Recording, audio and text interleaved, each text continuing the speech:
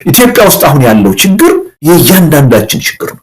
የሁሉም ህዝብ ችግር ነው። የጋራ ችግር ነው። በቃ ይሄ አገዛዝ በተለይም ይሄ ጠቅላይ ሚኒስትር በስልጣን ላይ እስካሉ ድረስ ከቀውስ ወደ ቀውስ ነው የምንሸጋገር። ከመኖር ወደ አለመኖር ነው የምንሸጋገር። ጦርነት መቆም አለበት። ጦርነት እንዲቆም ደግሞ የግፍ አገዛዝ መወገድ አለበት ኢትዮጵያ ውስጥ። የግፍ አገዛዝ እንዲወገድ ደግሞ አዲስ የሽግግር ሂደት ያስፈልጋል። ከዛ የጋራ የሆነ ሁላችንንም የሚጠቅም ዘላቂ ሰላም መስፈን አለበት። ኢትዮጵያ ውስጥ ያለው ችግር እኔን አይመለከተኝም ሊል የሚችል ሰው የለም። የአንድ ህብረተሰብ ችግር አይደለም። የሁለት ህብረተሰብ ችግር አይደለም። የበለጠ ዘር ጨራሽ የእርስ በርስ መተላለቅ የሚያስከትል ጦርነት ውስጥ ነው ያለው። አገርና ህዝብን ችግር ውስጥ የከተቱት ፖለቲካዊ ችግሮች ካልተፈቱ በስተቀር የራሳችንን ጥቅማ ጥቅም በመጠየቅና ለሱ መልስ በማግኘት የሚፈታ ችግር የለም። ስለዚህ ጥያቄዎቻችን ቅድም ያልኳቸው 4 ነጥቦች ላይ ማተኮር፣ ጦርነት ይቁም፣ የግፍ አገዛዝ ያቁም፣ ይብቃ፣ የሽግግር መንግስት ይቋቋም፣ ሰላም ይስፈን። የኢትዮጵያ ህዝብ ቀዳሚ አጀንዳዎች እነዚህ ናቸው። የምንፈልገው ህዝባዊ እምቢተኝነት ግን በዚህ መጠን አይደለም። አገዛዝ አንቀጥቅጥ የሆነ ከዛም ወደ አገዛዝ አንበርክክ የሚሸጋገር ሁሉንም ህዝብ የሚመለከት በአንድ ጊዜ በአዲስ አበባና በአገሪቱ ባሉ 20-30 ከተሞች የሚቀጣጠል ነው ምናምን በህዝባዊ እምቢተኝነት ተገዶ ከስልጣን መወገድ አለበት። ላለፉት 7 ዓመታት ባህሪያቸውን እንዳየነው ግን ጠቅላይ ሚኒስትር አብይ አህመድ በህይወት እስካሉ በስልጣን እስካሉ ድረስ ይህን ጥያቄ ይቀበሉታል ተብሎ አይጠበቅም። ስለዚህ ወደዱም ጠሉም በህዝባዊ እምቢተኝነት ነው ተገደው ይህን ጥያቄ እንዲቀበሉ መደረግ ያለበት። ይሄ ሰውዬ በእጃቸው የሚሊዮን ህዝብ ደም ነው ያለው። አገሩ ኢትዮጵያ ሆኖ ነው እንጂ ዛሬ እሳቸው ቤተመንግስት አልነበረ መኖር የነበረባቸው። ዛሬ እሳቸው እስር ቤት ነው መኖር የነበረባቸው። ችሎት ላይ ነው መቅረብ የነበረባቸው። ግን አገሩ ኢትዮጵያ ሆነና የአገር መሪ ሆነው ቀጥለዋል። ወይ በፓርቲ ውሳኔ ወይ በመንግስት ውሳኔ ኢቭን በሙስና በጸረ ሙስና ኮሚሽን ክስ ዛሬ ፍርድ ቤት መቆም የነበረባቸው ሰው ናቸው። ወንጀለኛ ናቸው። ኢትዮጵያ ሆኖ ነው እሳቸው መሪ ሆነው የቀጠሉት እና ከዚህ ሰውዬ ምንም የምጠብቀው እንትን የለም። ግን ኢትዮጵያ ውስጥ ያለው አሁን ብሶት ግፍ ሞልቶ መፍሰስ ጀምሯል። አሁን የጀንዚ ሙቭመንት ወይም እንቅስቃሴ ከሚካሄድባቸው ከሁሉም ሀገሮች የበለጠ ለህዝባዊ እምቢተኝነት ምቹ ነባራዊ ሁኔታ ያለው ኢትዮጵያ ውስጥ ነው። ከነሱ በብዙ እጥፍ ነው ከፍተኛ የሆኑ ፈርጀ ብዙ የሆኑ ችግሮች መከራዎች ኢትዮጵያ ውስጥ ነው ያሉት እና አንድን ህዝባዊ እምቢተኝነት ደግሞ እንዲነሳ የሚያደርገው ነባራዊ ሁኔታው ነው። ነባራዊ ሁኔታው መኖር አለበት። ኢትዮጵያ ከመኖርም አልፎ አሁን ሞልቶ እየፈሰሰ ነው። ሌት ተቀን እንቅልፋተን ነው እየሰራን ያለ ነው። አሁን የምንለው ያለ ምክንያት አይደለም። ይሄ ማዕበል እንደሚመጣ ጥርጥር የለም። ቁም ነገሩ ግን ምንድነው? ይሄ ማዕበል ሲመጣ ማኔጀብል መሆን አለበት። እንዳለፉት የለውጥ ሂደቶች ማያከስረን መሆን አለበት። አፈጮሌዎች ማይጠለፍ መሆን አለበት። ማይኮላሽ መሆን አለበት። ውጤቱም ደግሞ ከአንድ አምባገነን ወደ ሌላ አምባገነን የሚያሸጋግረን ወይም ደግሞ ድንገት በሱዳን እንዳየነው ከቁጥጥራችን ውጭ የማይወጣ በቁጥጥራችን ስር ያለና ተቆጣጥረን የምንመራው መሆን አለበት የሚል እምነት ስላለን ነው ሌት ተቀን እየሰራን ያለ። ስለዚህ ዋናው ነገር ምንድነው? እንዴት ነው እዚህ ላይ ጥንቃቄ ማድረግ ያለብን? እንዴት ነው ማኔጀብል ልናደርገው የምንችለው? ይሄ የሚፈሩትን በታሪካችን ደጋግመን ያየናቸው ችግሮች እንዳይደግም የምናደርገው ይሄ ህዝባዊ እምቢተኝነት እንዴት ነው? በአንድ በኩል እንዳይጠለፍ የምናደርገው እንዴት ነው? በሌላ በኩል ደግሞ ከቁጥጥራችን ውጭ ወጥቶ ሌላ ዋጋ አገርና ህዝብን እንዳያስከፍል የምናደርገው እንዴት ነው? እና ውጤቱ ዘላቂ እንዲሆን የምናደርገው የኢትዮጵያ ህዝብ ከዚህ በኋላ ከጦርነት ከግጭት አዙሪት ወጥቶ በሰላም የሚኖር የበለጸገ ህዝብ እንዲሆን የምናደርገው እንዴት ነው በሚለው ጉዳይ ላይ የበለጠ ትኩረት ሰጥተን መስራት ይኖርብናል። እያንዳንዷን ነገር በዝርዝር በእቅድ ህዝባዊ እምቢተኝነቱ መመራት አለበት የሚል መነሻ ሐሳብ ነው ይቀር። አሁን ኢትዮጵያ ውስጥ ባለው ተጨባጭ ሁኔታ አገዛዙ እየፈጸመ ያለው በደል፣ በህዝቡ ላይ እየደረሰ ያለው ሰቆቃ አንዳችንን ከሌላችን የሚለይ አይደለም። በቀጥታ የሚሆን በተዘዋዋሪ ሁሉንም የህብረተሰብ ክፍል የሚመለከት ነው።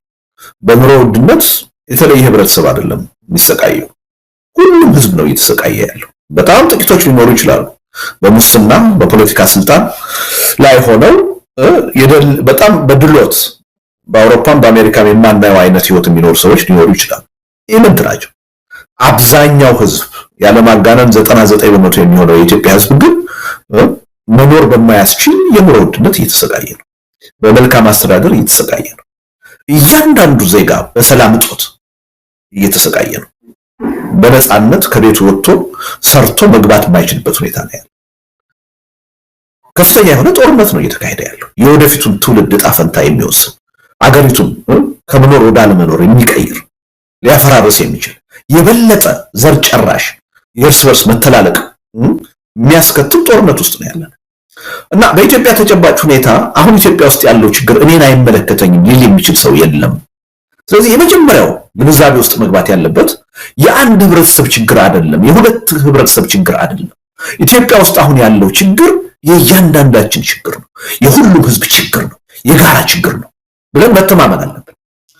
የጋራ ችግር ነው ብለን ስንተማመን የሚካሄደው ትግል የጋራ ይሆናል፣ የሚገኘው ውጤት የጋራ ይሆናል። ችግሩ የጋራ ሆኖ እያለ የሁሉም ህዝብ ሆኖ እያለ የሆኑ የህብረተሰብ ክፍሎች ከራሳቸው ጋር የሚሄድን አንድ ጥያቄ ይዘው ስለተነሱ የት መድረስ ይቻላል? ስለዚህ ምንድነው የጋራ መሆኑን ስናውቅ አጀንዳዎቻችን ራሱ ፖለቲካዊ መሆን አለባቸው፣ መሰረታዊ መሆን አለባቸው። በቃ ይሄ አገዛዝ በተለይም ይሄ ጠቅላይ ሚኒስትር በስልጣን ላይ እስካሉ ድረስ ከቀውስ ወደ ቀውስ ነው የምንሸጋገር፣ ከመኖር ወደ አለመኖር ነው የምንሸጋገር። ስለዚህ ጥያቄያችን ምንድነው መሆን ያለበት? ከጦርነት መቆም አለበት። ጦርነት እንዲቆም ደግሞ የግፍ አገዛዝ መወገድ አለበት ኢትዮጵያ ውስጥ። የግፍ አገዛዝ እንዲወገድ ደግሞ አዲስ የሽግግር ሂደት ያስፈልጋል። ከዛ የጋራ የሆነ ሁላችንንም የሚጠቅም ዘላቂ ሰላም መስፈን አለበት። በእነዚህ ጥያቄዎች ላይ ነው ማተኮር ያለብን። አጀንዳዎቻችን እነዚህ ናቸው መሆን ያለባቸው። ምክንያቱም እነዚህ ካልተፈቱ፣ እነዚህ መፍትሄ ካላገኙ የትኛውንም አይነት የጥቅማ ጥቅም ጥያቄ፣ የትኛውንም አይነት የመብት ጥያቄ አቅርበን መልስ እንኳን ቢሰጠን ዘላቂ መልስ አይደለም፣ ዘላቂ መፍትሄ አያመጣም። የኢትዮጵያ ተማሪዎች ጥያቄ እኮ እኛ ቀለባችን ይሻሻልልን ምናምን አልነበረም አይደል እንዴ? ከድሮ ጀምሮ ከ1960ዎቹ ጀምሮ እኮ አገራዊ ኢሹ ነው የሚነሳው፣ ፖለቲካዊ ኢሹ ነው የሚነሳው። መሬት ላራሹ ህዝባዊ መንግስት ይቋቋም ነው። ይሄ አንድ ህብረተሰብ ጥያቄ አይደለም፣ የመላው ህዝብ ጥያቄ ነው። ያሁኑ ትውልድም በዚህ ደረጃ ማሰብ አለበት። መሰረታዊ የሆኑትን አገርና ህዝብን ችግር ውስጥ የከተቱት ፖለቲካዊ ችግሮች ካልተፈቱ በስተቀር የራሳችንን ጥቅማ ጥቅም በመጠየቅና ለሱ መልስ በማግኘት የሚፈታ ችግር የለም። ስለዚህ ሪሊ የጋራ የሚለው ነገር የማይታለፍ ቅድመ ሁኔታ፣ ሁላችንም ይሄ ችግር የጋራ መሆኑን አምነን አጀንዳዎቹም የጋራ ነው መሆን ያለባቸው። የጋራ ካልሆኑ አደጋው ምንድነው የሚሆነው? እየነጠለ አገዛዙም ለመምታት ይበጀዋል። እየነጠለ ይሄው ለአንተ መፍትሄ ሰጥቻለሁ አርፈ ተቀመጥ ለማለት እድል ይፈጥርለታል። ስለዚህ ጥያቄዎቻችን ቅድም ያልኳቸው 4 ነጥቦች ላይ ማተኮር፣ ጦርነት ይቁም፣ የግፍ አገዛዝ ያቁም ይብቃ፣ የሽግግር መንግስት ይቋቋም፣ ሰላም ይስፈን። የኢትዮጵያ ህዝብ ቀዳሚ አጀንዳዎች እነዚህ ናቸው። ስለዚህ ይሄ ሪሊ የማይታለፍ ቅድመ ሁኔታ ስለሆነ አጀንዳውን በዚህ ደረጃ በትልቁ መያዝ አለብን የሚል እምነት አለ። እኛ የምንፈልገው ህዝባዊ እምቢተኝነት ግን በዚህ መጠን አይደለም። አገዛዝ አንቀጥቅጥ የሆነ ከዛም ወደ አገዛዝ አንበርክክ የሚሸጋገር ሁሉንም ህዝብ የሚመለከት በአንድ ጊዜ በአዲስ አበባና በአገሪቱ ባሉ 20-30 ከተሞች የሚቀጣጠል ነው የምናደርገው። ከዛ በኋላ ደግሞ በስሜት አይደለም፣ በሶሻል ሚዲያ ብቻ አይደለም፣ በእቅድ የሚመራ ነው። አስቀድሞ በተጻፈ እቅድ የሚመራ ነው የምናደርገው። ሂደቱን እኛ ወስነን ነው የምንጀምረው። ሂደቱን ብቻ አይደለም የሚገኘው ውጤት ምንድነው የሚለውን አስቀድመን ተነጋግረን ተማምነን የኢትዮጵያ ህዝብ በእኛ የራስ መተማመን ስሜት እንዲኖረው አድርገን ነው የምናካሂደው እና የህብረተሰቡ ስነ ልቦና በዛ ደረጃ ወደ ዝግጅት እየሄደ እንደሆነ እያየን ነው። መሬት ላይ ያለው የህዝብ ብሶት ሞልቶ መፍሰስ እንደጀመረ፣ ስለዚህ ወደፊት ለምናስበው ህዝባዊ እምቢተኝነት ጥሩ የሆነ መደላደል ነባራዊ ሁኔታ እየተፈጠረ እንደሆነ እያየን ነው። ይሄ ሰየው የሚያስብል መቀጠል ያለበት ነው። እኛ የምናስበውና የኛ እጅ የሚኖርበት ሰላማዊ ህዝባዊ እምቢተኝነት ግን ገና አልተጀመረም፣ እየተዘጋጀንበት ለሱ አስፈላጊ የሆኑ ቅድመ ሁኔታዎችን እየሰራን አሁንም ዘግይተናል። ስለዘገየን ነው እንዲህ አይነት አምባገነን መንግስት 7 ዓመት በስልጣን ላይ መቆየት የቻለው። ቀደም ብለን ከ2-3 ዓመት በፊት አሁን ሁኔታው ወይም የተፈጠረው ግንዛቤ ተፈጥሮ ቢሆን ኖሮ ይህ መንግስት በስልጣን ላይ አይቀጥልም ነበር። ስለዚህ ዘግይተናል የሚለው ምንም ጥርጥር የለውም። ከዚህ በኋላ መዘግየት አለብን ወይ? በፍጹም የለብን።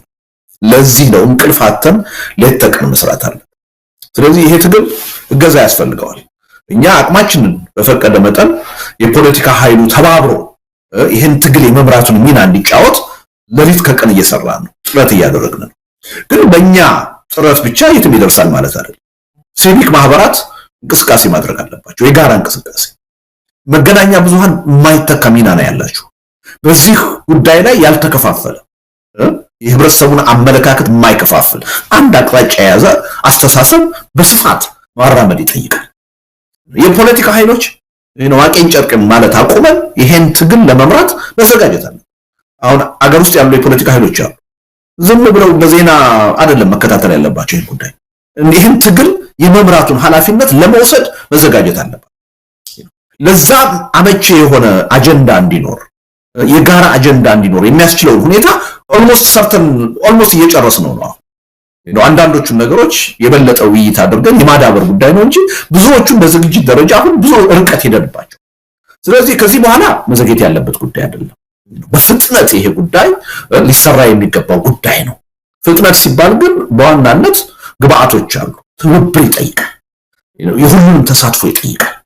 ስለዚህ ኢትዮጵያ ውስጥ ያለ ማንኛውም ከታዋቂ ግለሰብ ጀምሮ ምሁራን፣ የሀገር ሽማግሌዎች፣ ሲቪክ ማህበራትን የሚመሩ ኃይሎች፣ ህዝባዊ ተቋማትን የሚመሩ ኃይሎች በዚህ ጉዳይ ላይ ትኩረት ሰጥቶ መንቀሳቀስ መቻል አለባቸው። እዚህ በሰነድ ደረጃ እያዘጋጀን አሁን የምናቀርባቸውን ነገሮች ከተማመንባቸው፣ ሁላችንም ከተቀበልናቸው ኢትዮጵያ ውስጥ የሚካሄደው ሰላማዊ ህዝባዊ እምቢተኝነት በዓለም ላይ እስካሁን ከተካሄደው ሰላማዊ ህዝባዊ እምቢተኝነት ሁሉ ቅድመ ዝግጅት የተደረገበት ነው የሚሆነው። ስለዚህ የመጠለፍ እድሉ እጅግ ጠባብ ነው የሚሆነው። የመኮናሸት እድሉ እጅግ ጠባብ ነው የሚሆነው። በሌላ አምባገነን የመተካት እድሉ እጅግ ጠባብ ነው። ስለዚህ ለነዚህ ጉዳዮች ህብረተሰቡ ትኩረት ሰጥቶ መከታተል አለበት፣ መነጋገር አለበት፣ የዚህ ዝግጅት አካል መሆን አለበት። ስለዚህ ያኔ ነው በጣም የተቀናጀ የተጠና ዝግጅት አድርገን የሚጀምረው ህዝባዊ እምቢተኝነት ከማሸነፍ ውጪ ሌላ አማራጭ የሌለው ነው መሆን ያለበት። መሀል ላይ የሚቆም አይደለም። አንድ ጊዜ ከጀመርነው እንደምናሸንፈው እርግጠኛ መሆን አለበት። ለህዝባዊ እምቢተኝነት አንዱ መሰናክል የሚሆነው ሰዎች መሳተፍ ይፈልጉና ይሄ ነገር መሀል ላይ የቆመ እንደሆነስ ብታሰር፣ ንብረቴ ቢወረስ ብለው ይሰጋሉ። ከስራ ብባረር ብለው ይሰጋሉ። ይሄ ስጋት የሚመጣው ትግሉ አንድ ቦታ ላይ ይቆማል የሚል ፍርሃት ሲኖር፣ እኛ ግን አሁን እየተዘጋጀን ያለነው የማይቆም ትግል እንዲሆን፣ ከማሸነፍ በመለስ አይቆምም። ስናሸንፍ ብቻ ነው የሚቆመው። ለዛ ነው ዝግጅት እያደረግን ያለ። ስለዚህ እዚህ ላይ ፍርሃት ምንም አይሰራም። ስራ አባረራለሁ ብለህ መፍራት የለብህም።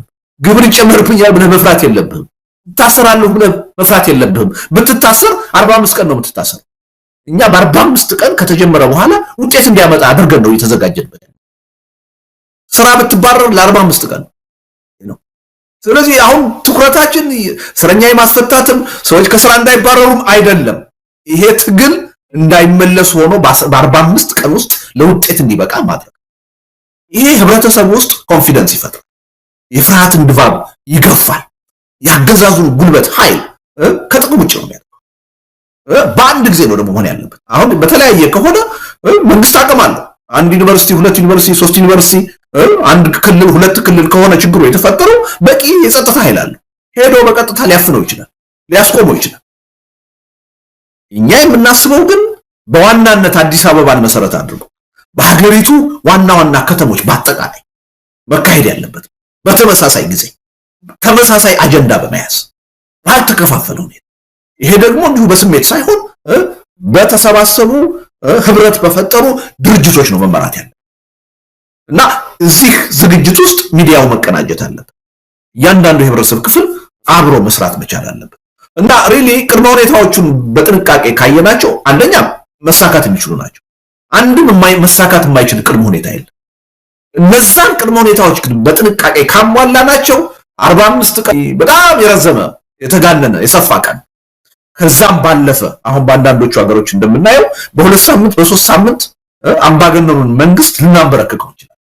ልናንበረክከው ሳይወድ በግድ የህዝብን ጥያቄ እንዲቀበል ማድረግ እንችላለን እና ሪሊ እዛ ላይ ትኩረት አድርገን ውይይት ማድረግ ዝግጅት ማድረግ ነው የሚያስፈልገው። በእኛ በኩል ሌት ተቀን እየሰራን ይሄ አሁን ሰላማዊ ትግል ስንል አንዳንድ ሰው ዝም ብሎ ጥይት የማይተኮስበት ሰዎች የማይጎዱበት ዋጋ የማይከፍሉበት አድርጎ የሚያስብ ሰው አለ። ትክክል አይደለም። በዚህ አይነት በጣም ጨካኝ የሆነ አምባገነን አገዛዝ በስልጣን ላይ ባለበት ሀገር የሚካሄድ ሰላማዊ ህዝባዊ እንቅስቃሴ ወይም ህዝባዊ ቢተኝነት ዋጋ ያስከፍላል፣ መስዋዕትነት ያስከፍላል። ያ መስዋዕትነት የተመጠነ መሆን አለበት። ህዝባችንን ብዙ ዋጋ የማያስከፍል መሆን አለበት። ስለዚህ በኃላፊነት ስሜት በጥንቃቄ ነው ልንመራው የሚገባው። የተከፋፈሉ 6 ሳምንቶች አሉ አይደል እንዴ? መንግስት እኮ 6ኛው ላይ ሳይደርስ 3ኛው ሳምንት ላይ ይንበረከክ ይችላል። ገና በትራንስፖርት የትራንስፖርት ሴክተሩ ትራንስፖርት በማቆም ብቻ መንግስትን ሊያንበረክከው ይችላል። ያኔ ህብረተሰብን ለመግደል እድል አያገኝም፣ ለመጨፍጨፍ እድል አያገኝም መንግስት። ያ ካልተሳካ ግን ቀድሞ የተጀመሩት ይቀጥላሉ። ኦቨርላፕ እያደረገ ነው የሚሄደው። ቀድሞ የተጀመሩት ይቀጥላሉ፣ አዲሱ እንቅስቃሴም ደግሞ ይጀመራል። እንደዚህ እያለ ነው ወደ ሙሉ ህዝባዊ ቢተኝነት የሚሸጋገር። ስለዚህ መጀመሪያ ከመንፈስ ዝግጅት የመጀመሪያው ሳምንት ለምሳሌ ጸሎት የማድረግ ተማጽኖ የማድረግ የሃይማኖት አባቶች የሀገር ሽማግሌዎች በከፍተኛ ደረጃ ሊሰሩበት የሚገባ ጉዳይ ነው። ይሄን በማድረግ መጀመሪያ በትግሉ እንቅስቃሴ ተሳትፎ የሚያደርገውን ሰው ሞራል ማነሳሳት አለብን፣ ስነ ልቦናውን ማዘጋጀት አለብን። በተመሳሳይ ሁኔታ ደግሞ ጥያቄው የህዝብ እንደሆነ ያ ጥያቄ ካልተመለሰ አገዛዙን ሊበላ የሚችል መሆኑን ማሳየት አለብን። አገዛዙ ዝም ብሎ ግዑዝ አካል አይደለም፣ የሰዎች ስብስብ ነው። እንደኔን እንዳንተ ቤተሰብ አላቸው፣ የወደፊት ህይወት አላቸው፣ ይፈራሉ፣ ራሳቸው ይጨነቃሉ፣ የሀገር እንኳን ባይጨነቁ። ስለዚህ ለነዚህም ደግሞ እድል መስጠት ያስፈልጋል፣ ማሳየት ያስፈልጋል። እና ስንነሳ ከማን ነው የምንነሳው? ጠቅላይ ሚኒስትር አብይ ከስልጣን ይውረዱ ብለን ልንነሳ እንችላለን። ያው ተቀምጧል እዛ ላይ። ይሄን ለመፈጸም ብልጽግና የሚባለው ፓርቲ ኃላፊነት አለበት። ነገራችን ላይ ይሄ ጠቅላይ ሚኒስትር አብይ ይሄን አገሪቱን አሁን ከመኖር ወደ አለመኖር እየቀየሩ ያሉት ሰው የሚሊዮን ህዝብ ደም በእጃቸው ያለበት ይሄ ሰው እንደ ማንኛውም ከ547 የፓርላማ አባል እንደ አንድ የፓርላማ አባል ናቸው። በአንድ ወረዳ ህዝብ የተመረጡ ሰው ናቸው። በህዝብ የተመረጥኩ ነኝ እስከ 5 ዓመት ድረስ መግዛት አለብኝ ማለት ካለበት ብልጽግና ፓርቲ ነው ያን ሊል የሚችለው። ተመርጧል አልተመረጠም ሌላ ጉዳይ ሊል የሚችለው ብልጽግና ፓርቲም ያን የማለት መብት የሚኖረው በህግ በተቀመጠው መሰረት ህዝቡንና አገሩ በአግባቡ እስካስተዳደረ ድረስ ብቻ ነው። ስለዚህ አሁን የመጀመሪያው እርምጃ ብልጽግና ፓርቲ ይሄ የህዝብ ማዕበል መጥቶ ጠራርጎ እንዳያስወግደው እንዳይበላው ከፈለገ በህግ የተቀመጠውን መብትና ግዴታውን ተጠቅሞ ጠቅላይ ሚኒስትሩን ከስልጣን ማውረድ አለ ይችላል። በቀላሉ በ10,000 ፔቲሽን ማስፈረም ይቻላል። በአንድ ወረዳ ህዝብ በተመረጡበት በበሻሻ ህዝብ ይሄን ማድረግ ካላስፈለገ ወይም ካልተቻለ ፓርላማው ተሰብስቦ በአንድ ቀን ከስልጣን ሊያወርዳቸው ይችላል። ብልጽግና ፓርቲ ማዕከላዊ ምክር ቤቱ በአንድ ቀን ተሰብስቦ ይሄን ሰውዬ ማውረድ ይችላል። ካወረደ በኋላ ብልጽግና ፓርቲ የህዝቡን የመብት ጥያቄ ተቀብሎ የችግሩ ብቻ ሳይሆን የመፍትሄው አካል ሊሆን ይችላል። ይሄን እድል መስጠት አለብን፣ ማሳየት አለብን። መጀመሪያ ቆም ብለው እንዲያስቡ። ይሄን ካልተቀበለና ካላደረገ ግን እሱ ላይ ይመጣል፣ ተጠያቂነቱ እሱ ላይ ይመጣል። ሲጠረግም በዚህ ማዕበል ዋና ሰለባ የሚሆነው አጠቃላይ ብልጽግና ፓርቲ እንደማዋቅር። ስለዚህ እነዚህ ነገሮች በጊዜ በተከፋፈለ ሁኔታ አቅዶ መስራቱ ጥቅም አለው። ከሁሉም በላይ ግን እኛ ይሄን ህዝባዊ ቢተኝነት የምናደርገው በግዴለሽነት አይደል፣ ለህዝብ ደህንነት ብለን ነው። ብዙ ሚሊዮኖች እንደገና እንዳይገደሉ ለማድረግ ነው፣ እንዳይሰቃዩ ለማድረግ ብለን። ስለዚህ በዚህ የትግል ሂደት ሊከፈል ስለሚገባው መስዋዕትነት ከልብ መጨነቅ አለብን፣ ከልብ ማሰብ አለብን። በታሪክ ብዙ ስህተቶች ኢትዮጵያ ውስጥ ተሰርተዋል። እኛ ግን ኃላፊነት ይሰማናል እና የሚከፈለውን መስዋዕትነት በተቻለ መጠን ዝቅተኛ ለማድረግ በጥንቃቄ መስራት ያለብንን ነገር መስራት አለብን። ለዛ ነው በአንድ ጊዜ ከፍተኛው ደረጃ ላይ መጀመሩ የራሱ ችግር አለ። አላስፈላጊ የሆነ ዋጋ ህብረተሰቡ ሊያስከፍል ይችላል። ስለዚህ ነገሮችን በየሂደቱ እየገመገምን አንድ ሳምንት የምናደርገው ነገር ላይ ለማሰናከል መንግስት የሚያደርገው ነገር ይኖራል። ለዛ አስቀድመን እየተዘጋጀ አንደኛው ላይ ካልቻን ሁለተኛው ላይ ይተሻገር፣ ሁለተኛው ላይ ካልቻን ሶስተኛው ላይ ይተሻገር። በሂደት መጨረሻ ላይ በፍጹም ሊቋቋመው የማይችለው ህዝባዊ ቢተኝነት ይቀጣጠላል። ግን ግራጁዋል ማድረጉ በተለይ ከሁሉም በላይ ዞሮ ለሰው ህይወት ነው። ይሄን ትግል የምናደርገው ለህዝቡ ደህንነት ነው። ስለዚህ አላስፈላጊ የሆነ ደም መፋሰስ ኢትዮጵያ ውስጥ እንዳይመጣ ሊከፈል የሚችለው መስዋዕትነት በጣም የተወሰነ እንዲሆን ጥረት ማድረግ አለ። በኃላፊነት ስሜት መስራት አለብን እና የዛ ማሳያ ነው ማለት ነው። እንደው የፈለገው ይውጣ ዝም ብሎ ድብልቅልቁ በአንድ ጊዜ ይውጣ ማለት እኔ ከኛ የሚጠበቅ አይመስለኝም። ይሄ መንግስት አምባገነን መንግስት ነው። ለህዝብ አክብሮት የሌለው ህዝብን የሚንቅ መንግስት ነው። ለህዝብ ደህንነት የሚጨነቅ አይደለም፣ ጨካኝ መንግስት ነው። ስለዚህ የምንለውን በቀላሉ ይቀበላል የሚል የዋህነት የለም። ስለዚህ ወዲያውኑ ህዝባዊ እምቢተኝነቱ ሲጀመር ወደ ኃይል እርምጃ ሊገባ ይችላል። በእኛ በኩል ግን እድሉን መስጠት አለብን፣ ማሳየት አለብን። በመንግስት በኩል ህገወጥ የሆነ የኃይል እርምጃ መውሰድ እስካልተጀመረ ድረስ የምናካሄደው እንቅስቃሴ ሰላማዊ ይሆናል። የምናካሄደው እንቅስቃሴ ነገር ግን አሁን ካለው ተጨባጭ ሁኔታ ይሄ መንግስት ባህሪ በዛ ይቀጥላል ብለን ለመደምደም ያስችለናል። ወደ ኃይል እርምጃ መሄዱ ማይቀር። ወደዛ የኃይል እርምጃ መሄድ ከሆነ ግን ማንም አይደለም በዛ የኃይል እርምጃ ምክንያት ህብረተሰቡ ለሚወስደው አጸፋዊ እርምጃ ማንም ተጠያቂ አይሆንም። አገዛዙ ነው ተጠያቂ። በመንግስት በኩል አንድ ሰላማዊ ህዝባዊ እምቢተኝነት ሲቀጣጠል አንድ መንግስት ማድረግ ያለበት አካሄዳል። እሱን ተከትሎ መንግስት እስከሄደ ድረስ ትግሉ ሰላማዊ ይሆናል። ነገር ግን ስልጣኔ አደጋ ውስጥ ሊወድቅ ነው ብሎ ወይም ደግሞ የህዝቡን ጥያቄ ሁልጊዜ እንደሚፈርጀው መንግስት መገልበጥ ምናምን የሚል ሰበብ ወይም ታርጋ እየለጠፈ ሰዎችን ማሰር፣ በሰዎች ላይ እርምጃ መውሰድ ሲጀምር ግን አጸፋ ሊመጣ እንደሚችል ከህዝብ ማወቅ አለበት። በግልጽ መነገር አለበት። ህዝብን መግደል ማሰር ከጀመረ ህዝቡ ራሱን የመከላከል ተፈጥሯዊ መብት አለ፣ ህገ መንግስታዊ መብት አለ። ስለዚህ ያጸፋ እርምጃ ይወስዳል። ይሄ ሰላማዊ ህዝባዊ እምቢተኝነት ማለት ይሄ ቀኝን ሲመታ ግራህን ስጠው የሚል አይነት ሃይማኖታዊ ነገር አይደለም። ዋጋ ያስከፍላል። ህግና ስርዓትን የማያከብር መንግስት ከሆነ በህዝብ ላይ ጥይት የሚተኩስ ከሆነ አጸፋ የሆነ እርምጃ ህዝብ ይወስዳል። ይሄ ምንም አቀድከውም አላቀድከውም የሚሆን ነገር ነው። በየትም ዓለም ሲሆን እያየን አይደል? ለዚህ ነው እኮ አሁን ለምሳሌ በጀንዚ ሙቭመንት ሲቪሊያን ብቻ አይደሉም የሚገደሉ። የመንግስት የጸጥታ ሰራተኞች ይገደላሉ፣ ይቆስላሉ። ለምን? ህዝብ ራሱን ለመከላከል መብቱን ለማስከበር ሳይወድ በግድ አጸፋዊ እርምጃ ይወስዳል። ስለዚህ ይሄ የምናካሄደው ሰላማዊ ህዝባዊ እምቢተኝነት እንዲህ የዋዛ አይደለም። መንግስት ሲተኩስ ወይም ማሰር ሲጀምር ወይም ማፈን ሲጀምር ይሄን አደረገ ተብሎ የሚቆም አይደለም። ህዝብ እስከ መጨረሻው ድረስ መንግስት በህገወጥ መንገድ እስከሄደ ድረስ እሱን ተከትሎ ሊወሰድ የሚችለውን የህዝብ አጸፋዊ ምላሽ ኃላፊነቱን መውሰድ ያለበት መንግስት ነው። ተጠያቂው መንግስት ነው። ህዝብን እያፈንክ ህዝብን እየገደልክ ህዝብ ለዛ የሚሰጠውን አጸፋዊ እርምጃ ህገወጥ አድርገህ ልትፈርጅ አትችልም። ህገወጥ አድርገህ ልትፈርጅ የምትችለው ሰውን ካልገደልክ፣ ካላሰርክ፣ መብትን ካላፈንክ፣ የህዝቡን መብት ካከበርክ ትክክል ነው። በሰላም ብቻ በህጋዊ ብቻ አድርጉት ትግሉ ማለት ትችላለህ። አንተ ህጋዊ እስከሆንክ ድረስ። አንተ ህግን እየጣስክ ግን ለስልጣንህ ብለህ ሌላውን በወንጀለኝነት እየፈረጅክ መቀጠል አትችልም። ይሄን በግልጽ ነው ማወቅ ያለበት መንግስት። ስለዚህ ይሄን ነው እየነገርን ያለ ነው። መጀመሪያ ላይ ግን በኃላፊነት ስሜት ሂደቱን መጀመር አለበት። ህዝቡ ወደ አደባባይም ሲወጣ በፍጹም ሰላማዊነት ነው፣ በፍጹም ህጋዊነት ነው የሚወጣው። መንግስት ግን ከባህሪው ተነስቶ ምን ሊወስድ እንደሚችል ያን የሚያደርግ ከሆነ በስነ ልቦና ህዝቡ መዘጋጀት አለበት። መታሰር ሲጀምር፣ መታፈስ ሲጀምር፣ መግደል ሲጀምር ሩጦ ወደ ቤቱ ሊመለስ አይደለም ወደ አደባባይ ህዝቡ የሚወጣው። እስከ መጨረሻው ድረስ ይጋፈጣል፣ መብቱ እስኪከበር ድረስ፣ ጥያቄው መልስ እስከሚያገኝ ድረስ እና ለዚህ ነው አሁን በሂደት የምንከፋፍለው። አሁን አንድ ወር አለ ለምሳሌ የዝግጅት ጊዜ። እዛ ላይ እነዚህን ነገሮች ህዝቡ እንዲረዳቸው በደንብ ምንድነው ማድረግ ያለብን የሚለው፣ እንዴት ነው ላደርጋቸው የምችለው የሚለው፣ እንዲህ አይነት ችግር ቢገጥም ችግሩን በምን መልኩ ነው የምወጣው የምፈታው የሚለው ነገር ሁሉ ህዝቡ በደንብ አዌርነስ መፍጠር አለ። ያ አንድ ወር ጊዜ አለ።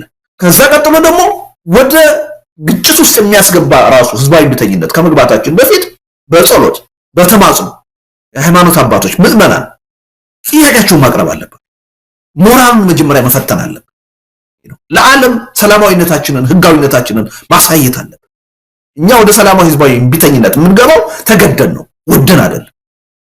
አገዛዙ በኃይል ካልገዛዋችሁ እያለ ከአንድ ጦርነት ወደ ሌላ ጦርነት እያሸጋገረ ህልውናችንን ጥያቄ ውስጥ ስላስገባው ወደን አይደለም ተገደን ነው የሚለውን ነገር የዓለምን ህዝብ የኢትዮጵያ ህዝብ እንዲያየው ማድረግ አለ። ስለዚህ እነዛ ፕሮሰሶች አስፈላጊ ናቸው። ጉልበት የሚሰጡን አቅም የሚሰጡን ናቸው። መስዋዕትነቱን በከፍተኛ ደረጃ የሚቀንሱ ናቸው እና ይሄ መታወቅ አለበት። በመንግስት መዋቅር ውስጥ ያለ የጸጥታ ኃይል ሁሉ በቀጥታም ይሁን በተዘዋዋሪ ከህዝቡ ትግል ጎን ካልቆመ ዋጋ ይከፍላል። ሰላማዊ ትግል ስለተባለ ዋጋ አይከፍልም ማለት አይደለም፣ ይከፍላል። የትም ሀገር የሚሆን ነገር ነው። ኢትዮጵያ ውስጥ የሚመጣው ነገር ይሄን ነው ይዞ የሚመጣው እና ህብረተሰቡ ይሄን ማወቅ አለበት። በዚህ ደረጃ በቂ የሆነ የስነልቦና ዝግጅት ያስፈልገዋል። ያልተጠበቁ ነገሮች ሊመጡ ይችላሉ። እኛ እንዳሰብነው አሁን ይሄ 6 ሳምንቱ ወይም የ45 ቀኑ ህዝባዊ እምቢተኝነት ባሰብነው መልኩ ላይሄድ ይችላል አይደለም። መንግስትም በራሱ ህልውና ሲል የሚፈጥራቸው ችግሮች አሉ፣ የሚሄድባቸው መንገዶች አሉ። ያሰብናቸውን ነገሮች ባሰብናቸው መልኩ እንዳይሄዱ የሚያደርጉ እንቅፋቶች ሊመጡ ይችላሉ። ለነዛ ሁሉ አማራጮች አስቀድመው ነው መዘጋጀት ያለው። አሁን ይሄ ማንፌስቶ በይፋ ለመንግስትም ለህዝቡም የሚቀርብ ነው። ለህነቱ ዝግጅት ግን ደግሞ የፖለቲካ ስራ ነው የምንሰራው። ለመንግስትም ለህዝቡም ቀድሞ የማይገለጽ ችግሮች መሀል ላይ ሲገጥሙን ግን ያን ለመፍታት የሚያስችሉ በሚስጥር ምን ይዛቸው ጉዳዮች ነው እንደ ሁኔታው እንዳስፈላጊነቱ ወደ መድረክ የምናመጣቸው። ለዛ የፖለቲካ ኃይሎቹ መዘጋጀት አለበት። እሱም ነው እየተዘጋጀን ያለ ነው እንጂ ነገሮች ባሰብናቸው መልኩ በቀላሉ ይሄዳሉ ብለን አንድ እቅድ ብቻ አስቀምጠን አንቀመጥ። አመራር ራሱ አገር ቤት ትግሉን የሚመራው ኃይል ችግር ሊገጥመው ይችላል፣ ተጠራርጎ ሊታሰር ይችላል። ያን እንዴት ነው የምናደርገው? ምን አይነት የአመራር መተካካት ወይም ጠገግ ነው መጀመሪያ መፍጠር ያለብን? አመራሮች ሲታሰሩ የማይቆም ትግል መሆን አለበት። ምንም ነገር መንግስት ሲያደርግ የማይቆም ትግል ካላሸነፈ በስተቀር የማይቆም ትግል መሆን አለበት። ለዛ በሚበቃ መልኩ ነው ዝግጅት የምናደርገው። ስለዚህ እያንዳንዷ ነገር በጥንቃቄ ነው እዛ ሰነድ ላይ የተቀመጠችው። ምን ቢገጥም ምን እናደርጋለን እና እሱ ላይ ግልጽ መሆን አለበት። ግን ይሄ በይፋ ያው የምናካሄደው ትግል ሰላማዊ ነው፣ ህጋዊ ነው። ሰላማዊ ህዝባዊ እምቢተኝነት ማካሄድ መብት ነው፣ ዓለም የተቀበለው መብት ነው። ስለዚህ ይሄ በአደባባይ ነው የምናውጀው፣ በድብቅ አይደለም። ነገር ግን ደግሞ የፖለቲካ ኢንትሪክ አለ። በጣም አስቸጋሪ አገዛዝ ነው በስልጣን ላይ ያለው። ተንኮለኛ ነው፣ ገንዘብ ሊበትን የሚችል ነው፣ ጥቅም ሊያከፋፍል የሚችል ነው። ስለዚህ ያን ሂደት ለማደናቀፍ የማያደርገው ጥረት እኛ ቀድመን ማሰብ አለብን። ተከታይ አይደለም ነው፣ ቀድመን አስበን ተዘጋጅተን ይሄን ቢያደርግ ይሄን እናደርጋለን የሚለውን ነገር በዝርዝር ይዘን ነው ወደዛ ትግል ውስጥ መንገብ። በዛ መጠን ነው እየተዘጋጀን ያለ ነው። አሁን እኛ ባሰብነው መልኩ ይሄን ህዝባዊ እምቢተኝነት ካስነሳ ነው እኔ ምናልባት በዓለም በከፍተኛ ዝግጅት የተካሄደ ህዝባዊ እምቢተኝነት ነው የሚሆነው። በከፍተኛ ጥንቃቄ የተካሄደ ህዝባዊ እምቢተኝነት ነው። ይሄ ደግሞ ውጤቱን ይወስናል። ውጤቱን መልካም ያደርገዋል። ያሰብነውን ነገር የማሳካት እድሉን ሰፊ ያደርገዋል እና በዛ ደረጃ መታየት አለበት። ደግሜ ግንቦትን አስቀምጨዋለሁ ያለ ምክንያት አይደለም። አሁን የሥርዓቱ ያገዛዙ ፕሮፓጋንዳ የግንቦቱ ምርጫ ነው። ህብረተሰቡ ይሄን በጥንቃቄ ማየት አለበት። ኢትዮጵያ በምንም ተአምር በምርጫ የሚፈታ ችግር የላትም። የግንቦቱ ምርጫ ችግሩን ያባብሰዋል እንጂ ወይም ደግሞ መፍረሳችንን አይቀሬ ያደርገዋል እንጂ የሚፈታልን ችግር የለም። ይሄ የግንቦት ማንፌስቶ ግን ችግራችንን እንድንፈታ ማድረግ ነው። ስለዚህ መንግስትና አጫፋሪዎቹ ትኩረታቸው የግንቦቱ ምርጫ ላይ ሲሆን ሌሎቹ ተቃዋሚዎቹና ደግሞ የነሱ ደጋፊ የሆነው ህዝብ ሚዲያው ትኩረታችን መሆን ያለበት የግንቦት ማንፌስቶ ላይ ነው። ነገር ግን ግንቦት ላይ ነው ወይ ይሄን መጠበቅ ያለብን የሚለው ነገር ነው ዝግጅታችን ነው። ከግንቦትም በኋላ ሊሆን ይችላል፣ በግንቦትም ሊሆን ይችላል፣ ከግንቦትም በፊት ሊሆን ይችላል። መቼ ነው የሚለውን ነገር የሚወስነው የኛ ዝግጅት። መሬት ላይ ያለው ነባራዊ ሁኔታ ከበቂ በላይ ፈርታይል ነው፣ ተዘጋጅቶ እያየ ነው። ዋናው አሁን እነዛን 11 ቅድመ ሁኔታዎች የማሟላቱን ስራ መስራት ያለብን የፖለቲካ ኃይሎች፣ ሚዲያው፣ ሲቪክ ማህበራት። እኛ ይሄን እስከሰራን ድረስ የግድ ወራትን መጠበቅ የለብን። በአጭር ጊዜም ሊጀመር ይችላል። ለመጀመሪያ ጊዜ አደባባይ ወጥቼ ጠቅላይ ሚኒስትር አብይ አህመድ ቁጥር 1 የኢትዮጵያ ህዝብ የብሔራዊ ደህንነት አደጋ ናቸው፣ ስጋት ናቸው ብዬ ከፈረጅኩ ቆይቻለሁ። አሁን እንደዚህ ካልኩት ሰው የምጠብቀው ተስፋ ሊኖር አይችልም። በቃ መትረፍ የምንችለው መዳን የምንችለው ህዝባዊ እምቢተኝነት ነው፣ በሽግግር መንግስት መቋቋም ነው። ሁሉን አቀፍ በሆነ ጦርነት ቆሞ ወደ ሰላማዊ ሁኔታ መሄድ የምንችለው ሁሉን አቀፍ የሆነ የሽግግር ሂደት ውስጥ ስንገባ ነው። ለዚህ ጥያቄ መልስ ለማግኘት ሁለት ነገሮች ያስፈልጋሉ። ወይ የጠቅላይ ሚኒስትሩ ፈቃደኝነት ያስፈልጋል፣ ለምን ሁሉን ነገር የተቆጣጠሩት እሳቸው ስለሆኑ ወሳኙ እሳቸው ስለሆኑ፣ ወይም ደግሞ በህዝባዊ እምቢተኝነት ተገደው ከስልጣን መወገድ አለበት። ላለፉት 7 ዓመታት ባህሪያቸውን እንዳየነው ግን ጠቅላይ ሚኒስትር አብይ አህመድ በህይወት እስካሉ በስልጣን እስካሉ ድረስ ይህን ጥያቄ ይቀበሉታል ተብሎ አይቀበሉትም። ስለዚህ ወደዱም ጠሉም በህዝባዊ ቢተኝነት ነው ተገደው ይህን ጥያቄ እንዲቀበሉ መደረግ ያለበት የሚል። ስለዚህ እኔ እሳቸው ላይ ምንም ተስፋ የለኝም። እሳቸውን ማዕከል ያደረገ ትኩረት ያደረገ የትግል እንቅስቃሴ መካሄድ አለበት የሚል እምነት አለ። ምክንያቱም የፓርቲንም የመንግስትንም መዋቅር ተቆጣጥረው ፈልፈው ወስደው በአገር እና በህዝብ ህልውና ላይ አሁን በየቀኑ እየወሰኑ ያሉት እሳቸው ናቸው። ይሄ ሰውዬ በእጃቸው የሚሊዮን ህዝብ ደም ነው ያለው። አገሩ ኢትዮጵያ ሆኖ ነው እንጂ ዛሬ እሳቸው ቤተ መንግስት አልነበረም መኖር የነበረባቸው። ዛሬ እሳቸው እስር ቤት ነው መኖር የነበረባቸው። ችሎት ላይ ነው መቅረብ የነበረባቸው። ግን አገሩ ኢትዮጵያ ሆነና የአገር መሪ ሆነው ቀጥለዋል። ወይ በፓርቲ ውሳኔ ወይ በመንግስት ውሳኔ ኢቭን በሙስና በጸረ ሙስና ኮሚሽን ክስ ዛሬ ፍርድ ቤት መቆም የነበረባቸው ሰው ናቸው። ወንጀለኛ ናቸው። ኢትዮጵያ ሆኖ ነው እሳቸው መሪ ሆነው የቀጠሉት እና ከዚህ ሰውዬ ምንም የምጠብቀው እንትን የለም። ግን ነገ ለምሳሌ ተነስተው በቃ እንደማያዋጣ አካሄድ ገብቶኛል፣ ስለዚህ የምትሉትን ጥያቄ የህዝብ ጥያቄ ተቀብያለሁ፣ በአስቸኳይ ሁሉን አቀፍ የሆነ የሽግግር ሂደት መቋቋም አለበት፣ በአስቸኳይ ጀኒውን የሆነ ሐቀኛ የሆነ የተኩስ ማቆም ስምምነት መፈረም አለበት ብለው ቢቀበሉ ሰየው። ከዛ በኋላ ስለሰሩት ወንጀል በህግ ይጠየቃሉ። የሽግግር ጊዜ ፍትህ አለ።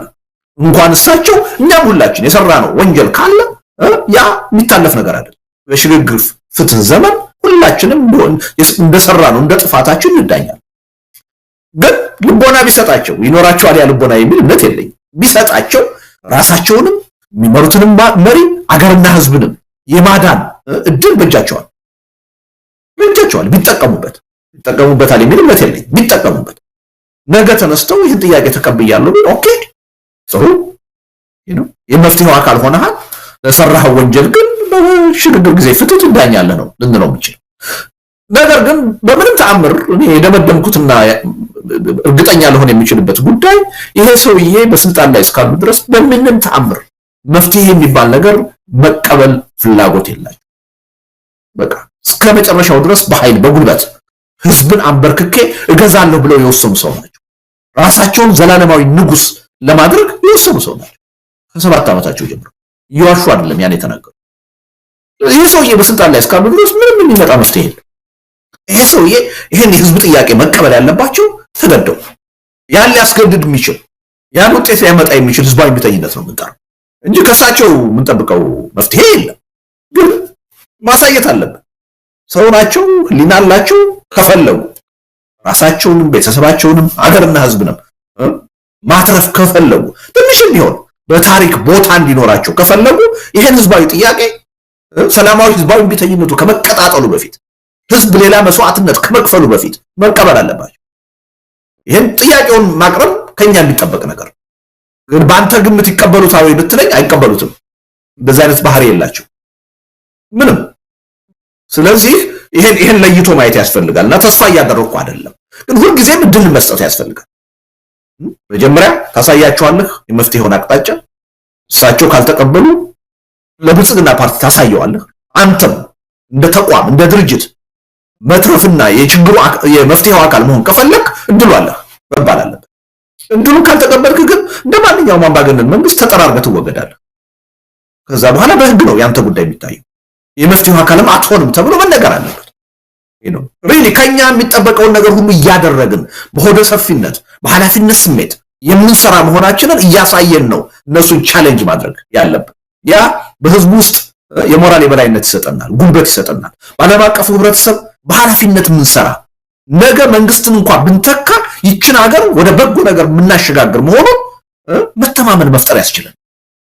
ለዚህ ነው አሁን ይሄ ትግል የሚካሄድ ከሆነ አስቀድሞ መሟላት ያለባቸው ነገሮች አሉ። እነሱን በከፍተኛ ፍጥነት ሌት ተቀን ሰርተን ማሟላት አለብን። ድርጅቶች ተሰባስበው ሚኒመም አጀንዳ ይሄን ትግል መምራት አለባቸው። በቁጥጥራቸው ስር ማድረግ አለባቸው የትግሉን አመራር። ይሄ አስፈላጊ ነገር ነው። ይሄን ለማድረግ ሁለት ነገር ያስፈልጋል። የጋራ አጀንዳ ያስፈልጋል፣ የድርጅት ስብስብ መዋቅር ያስፈልጋል። እሱን ነው እየፈጠርን ያለ ነው። አሁን በጣም በከፍተኛ ደረጃ በተፋጠነ ሁኔታ እየሄደ ነው። ሁለተኛው ምንድነው? መንግስትን ከስልጣን ማውረዳችን ብቻ ግብ አይደለም። መንግስትን ለማውረድ ተብለው የተካሄዱ የለውጥ ሂደቶች ምን ያህል ችግር ውስጥ እንደገቡ አይተናል በታሪካችን። እኛ ከዛ ትውልድ የተሻለ መሆን አለበት። ስለዚህ የተሻለ ዝግጅት ማድረግ አለበት። ያ ዝግጅት ምንድነው? አንዱ ይሄን መንግስት ከስልጣን ካወረድነው በኋላ አስተማማኝ የሆነ ዘላቂ የሆነ ስርዓት እንደምንፈጥር የሽግግር ሰነድ አዘጋጅተን በዛ ላይ ተወያይተን መተማመን አለ። ግባችን መጣል ብቻ ሳይሆን በወደቀው የተሻለ ነገር መተካት እንደሆነ ለኢትዮጵያና ለህዝቧ ዘላቂ መፍትሄ ማምጣት እንደሆነ ከድል በኋላ አይደለም፣ ፖስት አብይ አይደለም፣ ያኔ ቅድመ አብይ ማሳየት አለበት። ህዝቡ በእኛ እንዲተማመን፣ ዓለም አቀፉ ህብረተሰብ በእኛ እምነት እንዲኖር ማድረግ አለበት። ያን ዝግጅት እያደረግን ይሄን ካደረግን ምንም ጥርጥር የለም በጣም ባነሰ ጊዜ ባነሰ መስዋዕትነት አስተማማኝ ለሆነ ውጤት የሚያበቃ ህዝባዊ ቢተኝነት ማድረግ እንችላለን። እስካሁን በታሪካችን ካደረግናቸው የተለየ የብሔር ማንነትን የሃይማኖት ማንነትን የተሻገረ የፖለቲካ ልዩነትን የተሻገረ ኢትዮጵያውያን ያን የነበረውን እግረ ሙቅ ሰብረው ክፍፍል ሰብረው በአንድ ላይ ለአንድ አጀንዳ ወጥተው እንቅስቃሴ የሚያደርጉበት ሰላማዊ ሰልፍ መሬት ላይ ለመጥራት እየተዘጋጀን እና ለ8 ድርጅቶች ደብዳቤ ጽፈናል። በአደባባይም ጥያቄ አቀርበንላቸዋል። አሁን መልስ እየሰጡ ነው። ብዙዎቹ በጎ ፈቃደኞች ናቸው። ይሄን ጉዳይ የጋራ ጉዳያችን ነው፣ በጋራ አብረን እንስራው። እነዚህ ሁለት መድረኮች በከፍተኛ ደረጃ የህዝቡን ተነሳሽነት ይጨምሩታል። ምን ያህል በተደራጀ ሁኔታ በጋራ ነገሮችን ለመስራት እንደተዘጋጀን ህዝቡ ዓለም አቀፉን ህብረተሰብ እንዲያይ እናደርጋለን። አገዛዙን በዛው መጠን እናሸብረዋል፣ እናስደነግጠዋለን። እና ሪሊ እነዚህ ዝግጅቶችም እንዲሳኩ ሁላችንም ተባብረን መስራት አለብን የሚል እምነት አለኝ። የህብረተሰቡን ስሜት ትኩረት የዓለም አቀፉን ህብረተሰብ የበለጠ ለመሳብ የሚደረጉ እንቅስቃሴዎች ናቸው። ደጋግሜ ይሄን ነገር የምናገረው እንቅልፍ የለንም፣ ሌሊት ከቀን ነው እየሰራን። አገዛዙ ይሄን መረዳት አለበት። ህብረተሰቡ ደግሞ ይሄን አውቆ የስነ ልቦና ዝግጅት ከወዲሁ ማድረግ አለበት። ቆሞ ተመልካች ሳይሆን ተሳታፊ መሆን አለበት። እና አንዱ ቅድመ ሁኔታ ምንድነው? በቂ የህዝብ ተሳትፎ መኖር አለበት። በቂ ሲባል ኢትዮጵያ 130 ሚሊዮን ህዝብ ነው ያለው። 130ውም የህዝባዊ ቢተኝነቱ ተሳታፊ ይሆናል ማለት አይደለም። በጣም ጠንካራ የሆኑ ዓለም አቀፍ ሪሰርቾች በዚህ ጉዳይ ላይ እየተሰሩ የሚያሳዩት አንድ ህዝባዊ ቢተኝነት ውጤታማ እንዲሆን 3.5% ህዝብ ከተሳተፈ በቂ ነው ነው 3.5 የበለጠ እርግጠኛ ለመሆን ግን 5% ህዝብ ከተሳተፈ ማንም ምድራዊ ኃይል ያን ህዝባዊ እንቅስቃሴ ሊያግደው አይችልም፣ ሊያስቆመው አይችልም። ስለዚህ 5% ነው የምንፈልገው። የግድ እንደው ሁሉም አርሶ አደሩ ሁሉ በየገጠሩ ያለው ይሳተፋል ማለት አይደል። ከኢትዮጵያ ህዝብ 5%ን ካሳተፈን በእርግጠኝነት በ45 ቀን ውስጥ ይሄን ህዝባዊ ቢተኝነት ውጤታማ እናደርገው። ኢቭን አብዛኛዎቹ ጥናቶች የሚያሳዩት 3.5%፣ እኛ ግን እስከ 5% መሄድ አለብን የሚል እምነት አለ። ለዛ ደግሞ የህዝቡ ብዛት ራሱ ጥሩ ድል የሚፈጥር ነው፣ ለኛ የተመቸ ነው። አጀንዳው የጋራ መሆኑ የበለጠ ድል የሚፈጥር ነው። የኔ ጉዳይ አይደለም ሊል የሚችል ኢትዮጵያዊ አሁን የለም። ያው በስልጣን ወይም በጥቅም የተገዛ ሰው ካልሆነ በስተቀር ለራሱ እየዋሸ የሚኖር ጥቅመኛ ሰው ካልሆነ በስተቀር ማንም ኢትዮጵያ ውስጥ አሁን የተጠቀመ የለም፣ ያልተጎዳ የለም። እና ሁሉንም ህዝብ የሚመለከት እና ያን ቁጥር ማችም ለማድረግ በጣም ምቹ ሁኔታ ነው ያለው። እና ሪሊ እያንዳንዶቹ ነገሮች እዛ ላይ የተቀመጡት እንዲሁ ዝም ብለው የተቀመጡ አይደሉም፣ ከጥናት የመነጩ ናቸው።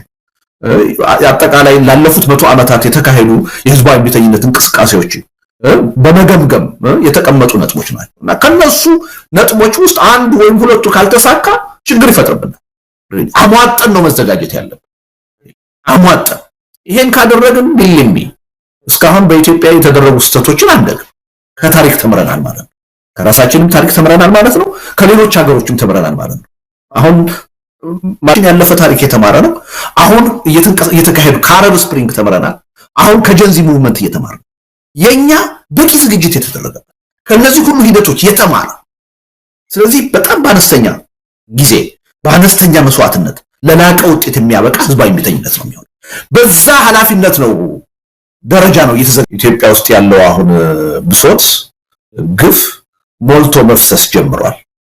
አሁን የጀንዚ ሙቭመንት ወይም እንቅስቃሴ ከሚካሄድባቸው ከሁሉም ሀገሮች የበለጠ ለህዝባዊ ቢተኝነት ምቹ ነባራዊ ሁኔታ ያለው ኢትዮጵያ ውስጥ ነው። ከነሱ በብዙ እጥፍ ነው ከፍተኛ የሆኑ ፈርጀ ብዙ የሆኑ ችግሮች መከራዎች ኢትዮጵያ ውስጥ ነው ያሉት። እና አንድን ህዝባዊ ቢተኝነት ደግሞ እንዲነሳ የሚያደርገው ነባራዊ ሁኔታው ነው። ነባራዊ ሁኔታው መኖር አለበት። ኢትዮጵያ ከመኖርም አልፎ አሁን ሞልቶ እየፈሰሰ ነው። ሌት ተቀን እንቅልፋተን ነው እየሰራን ያለነው። አሁን የምንለው ያለ ምክንያት አይደለም። ይሄ ማዕበል እንደሚመጣ ጥርጥር የለም።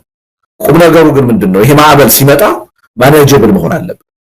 እንዳለፉት የለውጥ ሂደቶች ማያከስረን መሆን አለበት። አፈጮሌዎች ማይጠለፍ መሆን አለበት።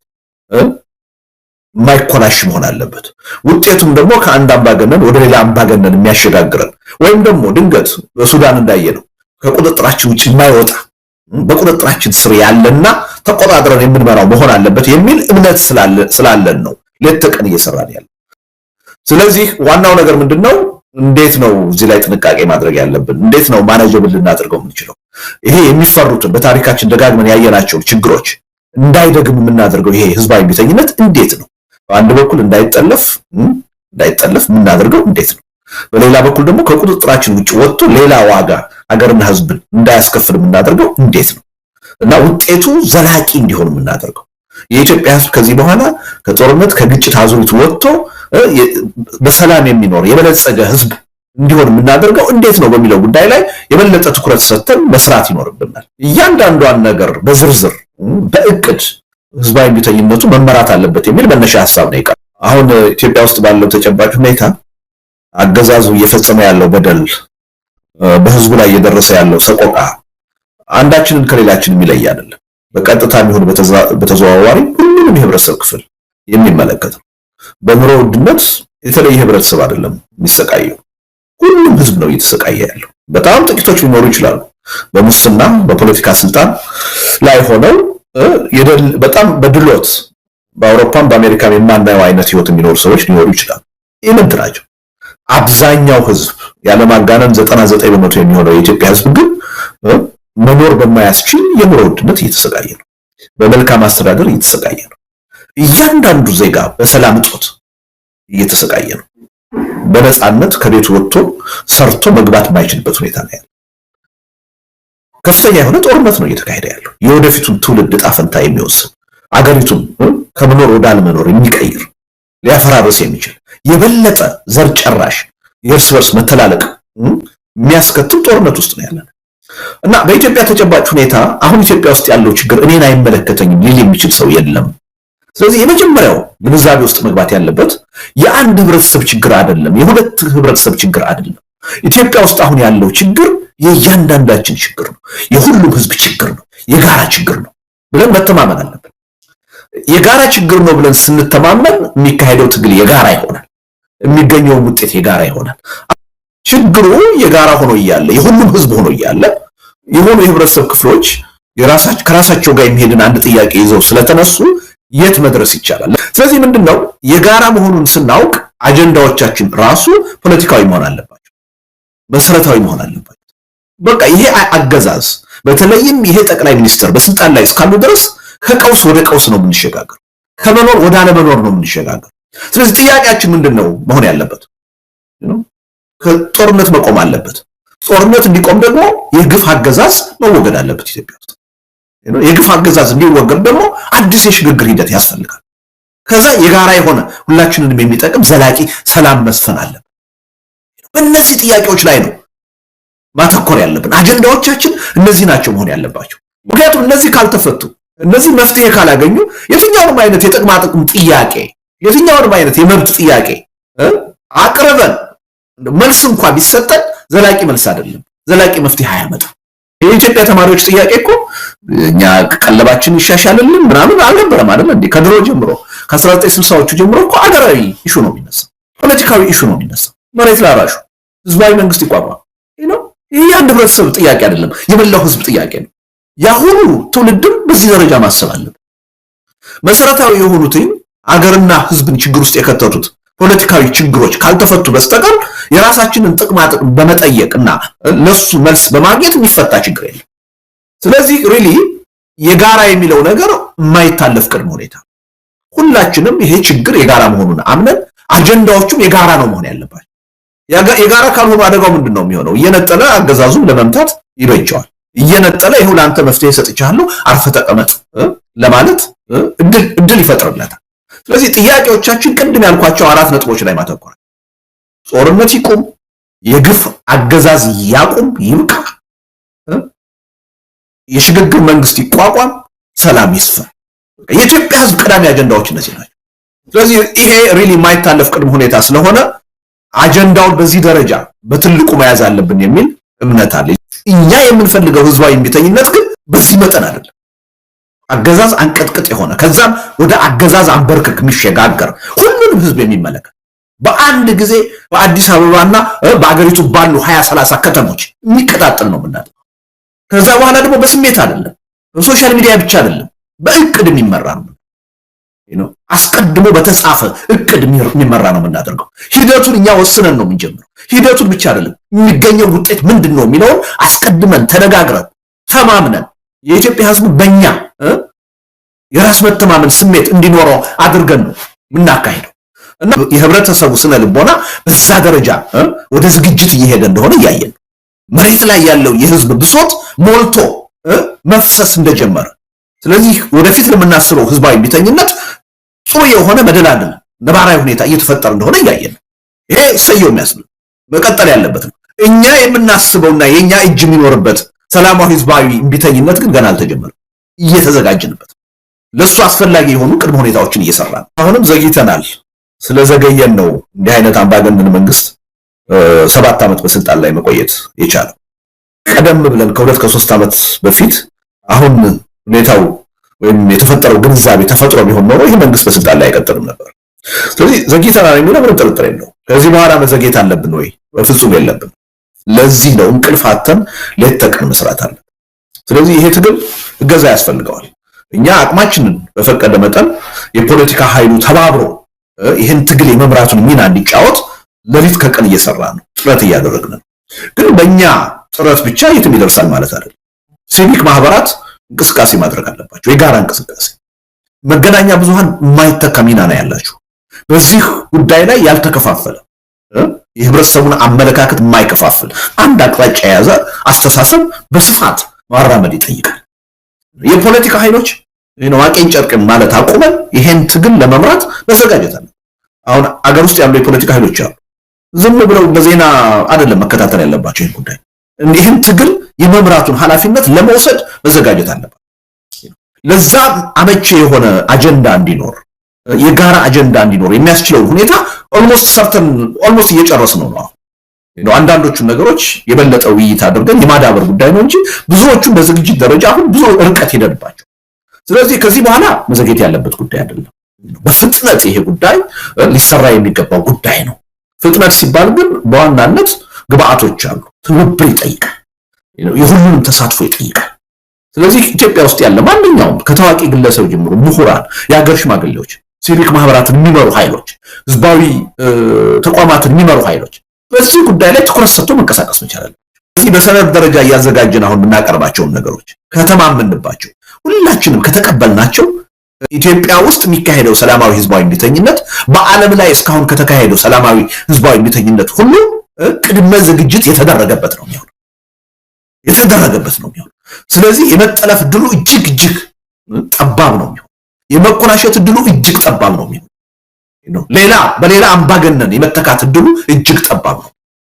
ስለዚህ ለነዚህ ጉዳዮች ህብረተሰቡ ትኩረት ሰጥቶ መከታተል አለበት፣ መነጋገር አለበት፣ የዚህ ዝግጅት አካል መሆን አለበት።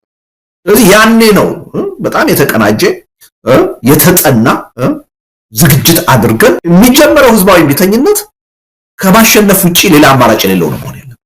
መሀል ላይ የሚቆም አይደለም። አንድ ጊዜ ከጀመርነው እንደምናሸንፈው እርግጠኛ መሆን አለበት። ለህዝባዊ እምቢተኝነት አንዱ መሰናክል የሚሆነው ሰዎች መሳተፍ ይፈልጉና ይሄ ነገር መሀል ላይ የቆመ እንደሆነስ ብታሰር፣ ንብረቴ ቢወረስ ብለው ይሰጋሉ፣ ከስራ ብባረር ብለው ይሰጋሉ። ይሄ ስጋት የሚመጣው ትግሉ አንድ ቦታ ላይ ይቆማል የሚል ፍርሃት ሲኖር፣ እኛ ግን አሁን እየተዘጋጀን ያለነው የማይቆም ትግል እንዲሆን፣ ከማሸነፍ በመለስ አይቆምም፣ ስናሸንፍ ብቻ ነው የሚቆመው። ለዛ ነው ዝግጅት እያደረግን ያለን። ስለዚህ እዚህ ላይ ፍርሃት ምንም አይሰራም። ስራ አባረራለሁ ብለህ መፍራት የለብህም። ግብር ይጨመርብኛል ብለህ መፍራት የለብህም። ታሰራለሁ ብለህ መፍራት የለብህም። ብትታሰር 45 ቀን ነው የምትታሰር። እኛ በ45 ቀን ከተጀመረ በኋላ ውጤት እንዲያመጣ አድርገን ነው እየተዘጋጀንበት። ስራ ብትባረር ለ45 ቀን ነው። ስለዚህ አሁን ትኩረታችን እስረኛ የማስፈታትም ሰዎች ከስራ እንዳይባረሩም አይደለም።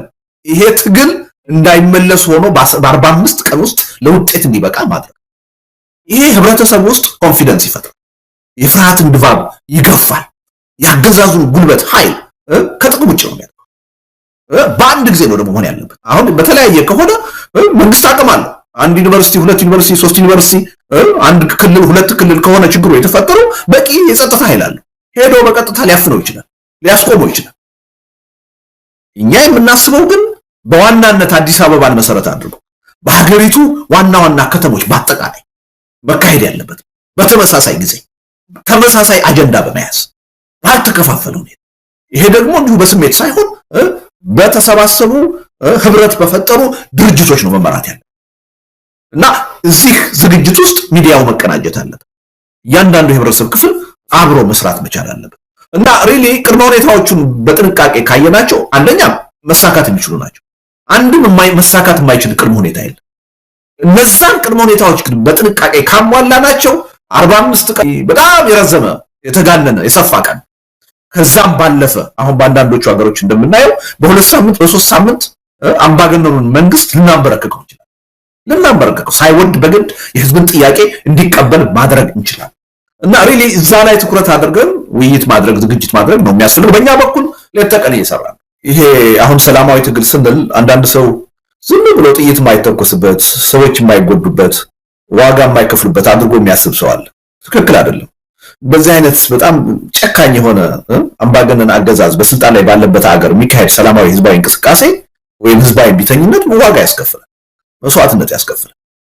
ያ መስዋዕትነት የተመጠነ መሆን አለበት። ህዝባችንን ብዙ ዋጋ የማያስከፍል መሆን አለበት።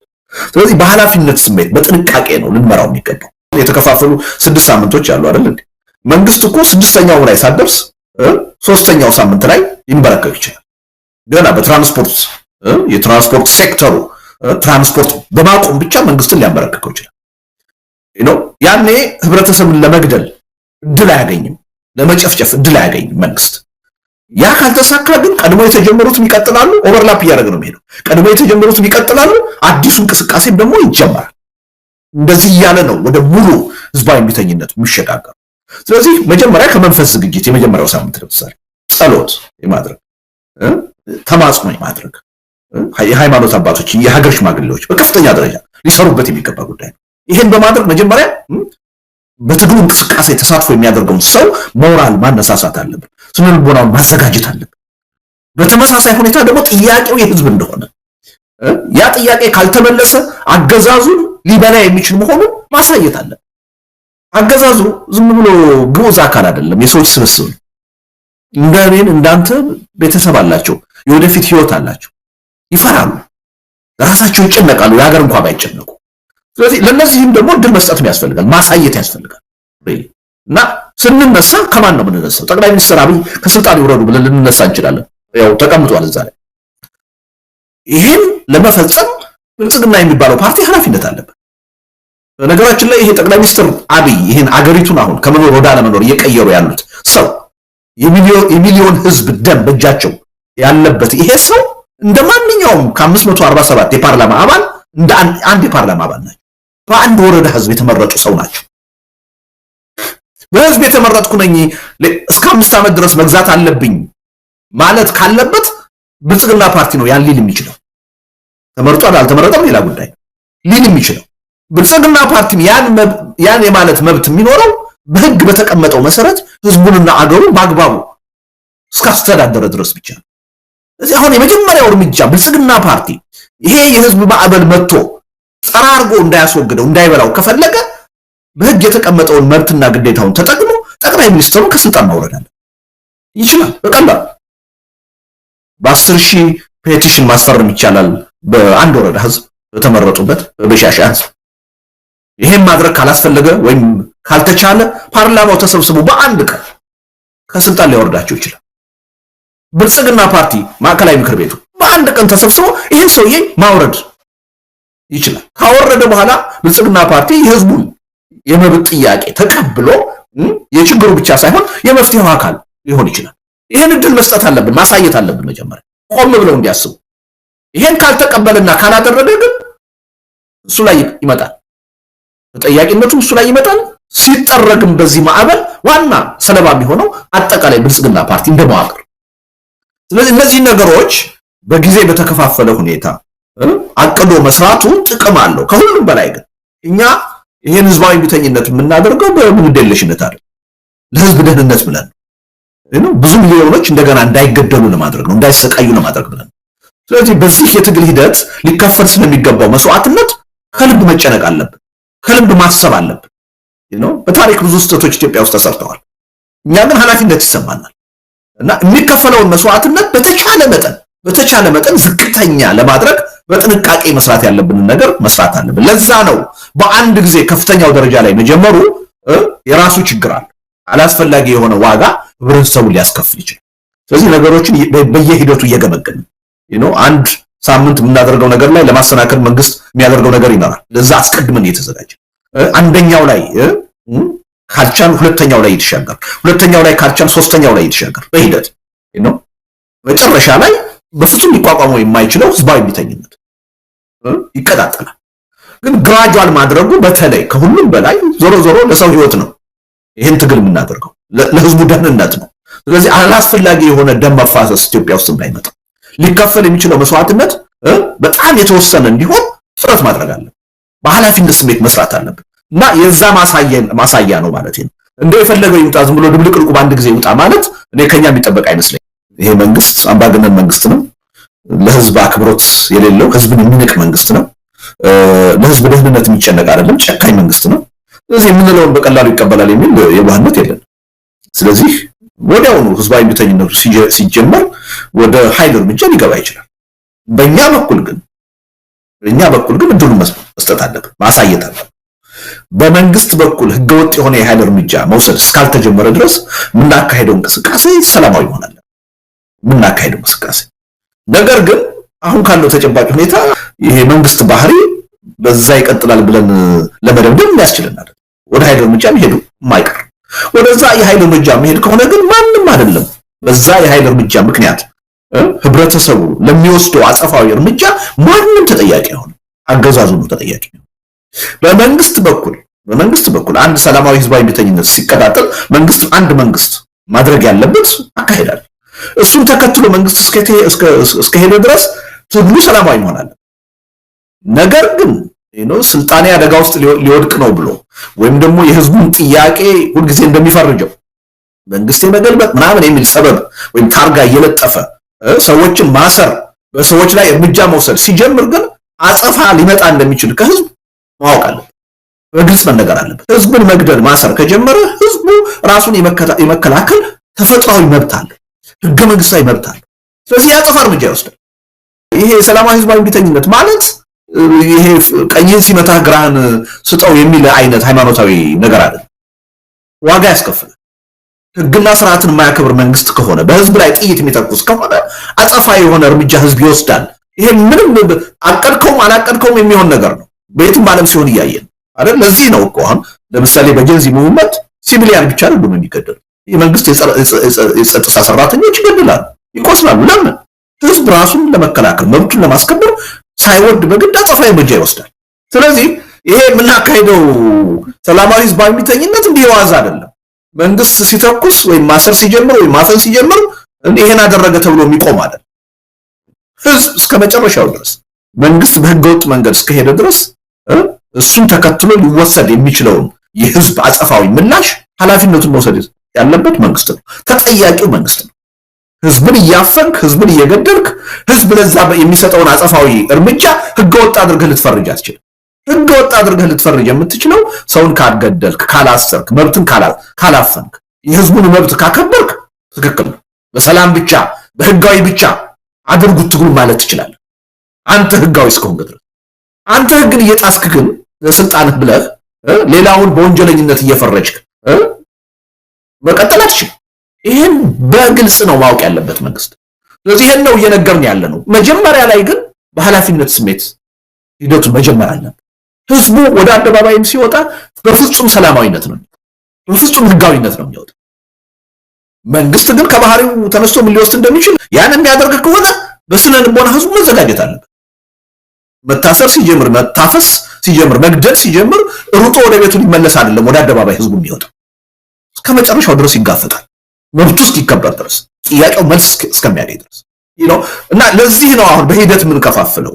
አሁን አንድ ወር አለ ለምሳሌ የዝግጅት ጊዜ፣ እዛ ላይ እነዚህን ነገሮች ህዝቡ እንዲረዳቸው በደንብ ምንድነው ማድረግ ያለብኝ የሚለው፣ እንዴት ነው ላደርጋቸው የምችለው የሚለው፣ እንዲህ አይነት ችግር ቢገጥም ችግሩን በምን መልኩ ነው የምወጣው የምፈታው የሚለው ነገር ሁሉ ህዝቡ በደንብ አዌርነስ መፍጠር አለ። ያ አንድ ወር ጊዜ አለ። ከዛ ቀጥሎ ደግሞ ወደ ግጭት ውስጥ የሚያስገባ ራሱ ህዝባዊ እምቢተኝነት ከመግባታችን በፊት በጸሎት በተማጽኖ የሃይማኖት አባቶች ምዕመናን ጥያቄያቸውን ማቅረብ አለበት። ሞራልን መጀመሪያ መፈተን አለበት። ለዓለም ሰላማዊነታችንን ህጋዊነታችንን ማሳየት አለበት። እኛ ወደ ሰላማዊ ህዝባዊ እምቢተኝነት የምንገባው ተገደን ነው፣ ወደን አይደለም። አገዛዙ በኃይል ካልገዛዋችሁ እያለ ከአንድ ጦርነት ወደ ሌላ ጦርነት እያሸጋገረ ህልውናችንን ጥያቄ ውስጥ ስላስገባው ወደን አይደለም ተገደን ነው የሚለውን ነገር የዓለምን ህዝብ የኢትዮጵያ ህዝብ እንዲያዩ ማድረግ አለ። ስለዚህ እነዛ ፕሮሰሶች አስፈላጊ ናቸው፣ ጉልበት የሚሰጡን አቅም የሚሰጡን ናቸው፣ መስዋዕትነቱን በከፍተኛ ደረጃ የሚቀንሱ ናቸው። እና ይሄ መታወቅ አለበት። በመንግስት መዋቅር ውስጥ ያለ የጸጥታ ኃይል ሁሉ በቀጥታ ይሁን በተዘዋዋሪ ከህዝቡ ትግል ጎን ካልቆመ ዋጋ ይከፍላል። ሰላማዊ ትግል ስለተባለ ዋጋ አይከፍልም ማለት አይደለም፣ ይከፍላል። የትም ሀገር የሚሆን ነገር ነው።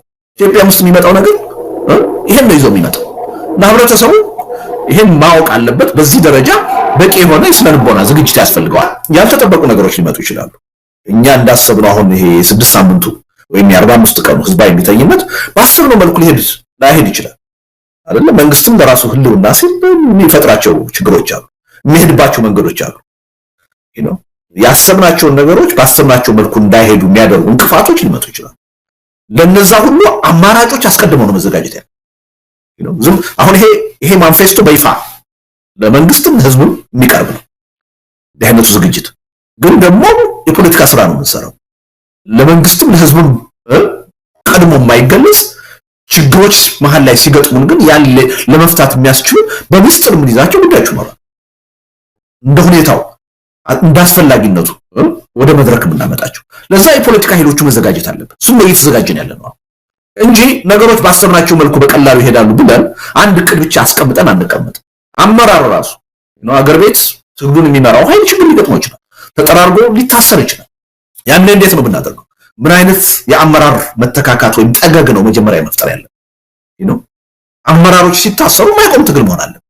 ምንም ነገር መንግስት ሲያደርግ የማይቆም ትግል ካላሸነፈ በስተቀር የማይቆም ትግል መሆን አለበት። ለዛ በሚበቃ መልኩ ነው ዝግጅት የምናደርገው። ስለዚህ እያንዳንዷ ነገር በጥንቃቄ ነው እዛ ሰነድ ላይ የተቀመጠችው። ምን ቢገጥም ምን እናደርጋለን እና እሱ ላይ ግልጽ መሆን አለበት። ግን ይሄ በይፋ ያው የምናካሄደው ትግል ሰላማዊ ነው፣ ህጋዊ ነው። ሰላማዊ ህዝባዊ እምቢተኝነት ማካሄድ መብት ነው፣ ዓለም የተቀበለው መብት ነው። ስለዚህ ይሄ በአደባባይ ነው የምናውጀው፣ በድብቅ አይደለም። ነገር ግን ደግሞ የፖለቲካ ኢንትሪክ አለ። በጣም አስቸጋሪ አገዛዝ ነው በስልጣን ላይ ያለው፣ ተንኮለኛ ነው፣ ገንዘብ ሊበትን የሚችል ነው፣ ጥቅም ሊያከፋፍል የሚችል ነው። ስለዚህ ያን ሂደት ለማደናቀፍ የማያደርገው ጥረት የለም። እኛ ቀድመን ማሰብ አለን፣ ተከታይ አይደለም ነው። ቀድመን አስበን ተዘጋጅተን ይሄን ቢያደርግ ይሄን እናደርጋለን የሚለውን ነገር በዝርዝር ይዘን ነው ወደዛ ትግል ውስጥ መንገር። በዛ መጠን ነው እየተዘጋጀን ያለ ነው። አሁን እኛ ባሰብነው መልኩ ይሄን ህዝባዊ እምቢተኝነት ካስነሳ ነው እኔ ምናልባት በዓለም በከፍተኛ ዝግጅት የተካሄደ ህዝባዊ እምቢተኝነት ነው የሚሆነው። በከፍተኛ ጥንቃቄ የተካሄደ ህዝባዊ እምቢተኝነት ነው። ይሄ ደግሞ ውጤቱን ይወስናል። ውጤቱን መልካም ያደርገዋል። ያሰብነው ነገር የማሳካት እድሉን ሰፊ ያደርገዋል እና በዛ ደረጃ መታየት አለበት። ደግሜ ግንቦትን አስቀምጨዋለሁ ያለ ምክንያት አይደለም። አሁን የሥርዓቱ ያገዛዙ ፕሮፓጋንዳ የግንቦት ምርጫ ነው። ህብረተሰቡ ይሄን በጥንቃቄ ማየት አለበት። ኢትዮጵያ በምንም ተአምር በምርጫ የሚፈታ ችግር የላትም። የግንቦቱ ምርጫ ችግሩን ያባብሰዋል እንጂ ወይም ደግሞ መፍረሳችንን አይቀሬ ያደርገዋል እንጂ የሚፈታልን ችግር የለም።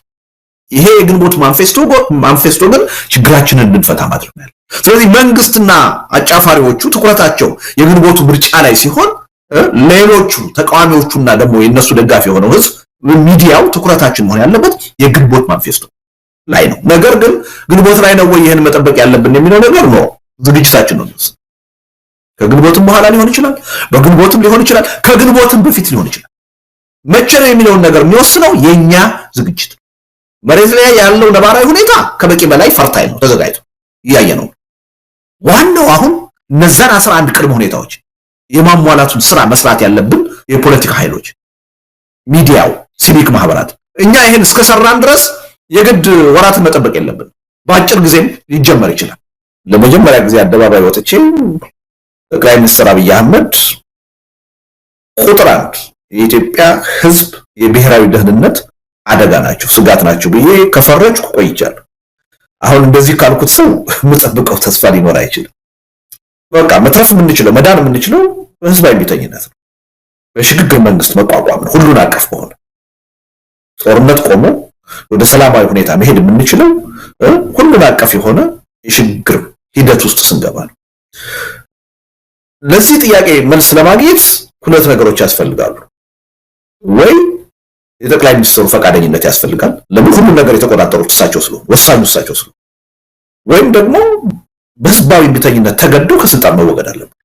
ላለፉት 7 ዓመታት ባህሪያቸውን እንዳየነው ግን ጠቅላይ ሚኒስትር አብይ አህመድ በህይወት እስካሉ በስልጣን እስካሉ ድረስ ይህን ጥያቄ ይቀበሉታል ተብሎ አይጠበቅም፣ አይቀበሉትም። ስለዚህ ወደዱም ጠሉም በህዝባዊ እምቢተኝነት ነው ተገደው ይህን ጥያቄ እንዲቀበሉ መደረግ ያለበት የሚል። ስለዚህ እኔ እሳቸው ላይ ምንም ተስፋ የለኝም። እሳቸውን ማዕከል ያደረገ ትኩረት ያደረገ የትግል እንቅስቃሴ መካሄድ አለበት የሚል እምነት አለ። ምክንያቱም የፓርቲንም የመንግስትንም መዋቅር ተቆጣጥረው ጠልፈው ወስደው በአገር እና በህዝብ ህልውና ላይ አሁን በየቀኑ እየወሰኑ ያሉት እሳቸው ናቸው። ይሄ ሰውዬ በእጃቸው የሚሊዮን ህዝብ ደም ነው ያለው። አገሩ ኢትዮጵያ ሆኖ ነው እንጂ ዛሬ እሳቸው ቤተ መንግስት አልነበረም መኖር የነበረባቸው። ዛሬ እሳቸው እስር ቤት ነው መኖር የነበረባቸው፣ ችሎት ላይ ነው መቅረብ የነበረባቸው። ግን አገሩ ኢትዮጵያ ሆነና የአገር መሪ ሆነው ቀጥለዋል። ወይ በፓርቲ ውሳኔ ወይ በመንግስት ውሳኔ ኢቭን በሙስና በጸረ ሙስና ኮሚሽን ክስ ዛሬ ፍርድ ቤት መቆም የነበረባቸው ሰው ናቸው።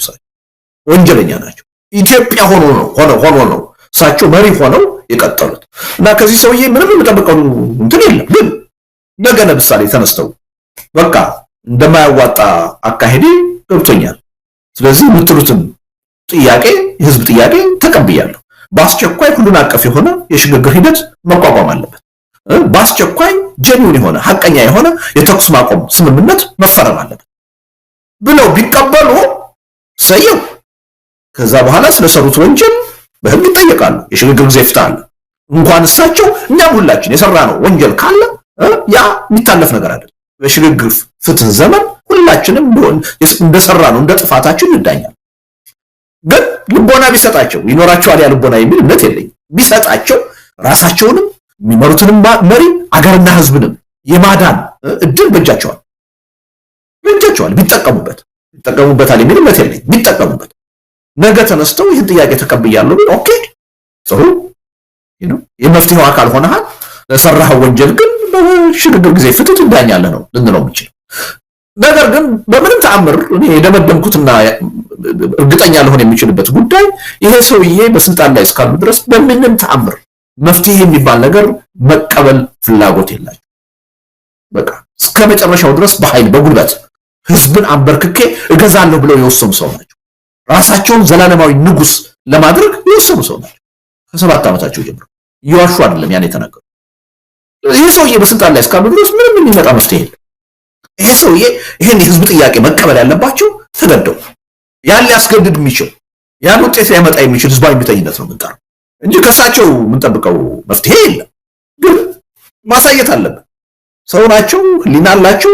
ከፈለጉ ራሳቸውንም ቤተሰባቸውንም አገርና ህዝብንም ማትረፍ ከፈለጉ ትንሽም ቢሆን በታሪክ ቦታ እንዲኖራቸው ከፈለጉ ይሄን ህዝባዊ ጥያቄ ሰላማዊ ህዝባዊ እምቢተኝነቱ ከመቀጣጠሉ በፊት ህዝብ ሌላ መስዋዕትነት ከመክፈሉ በፊት መቀበል አለባቸው።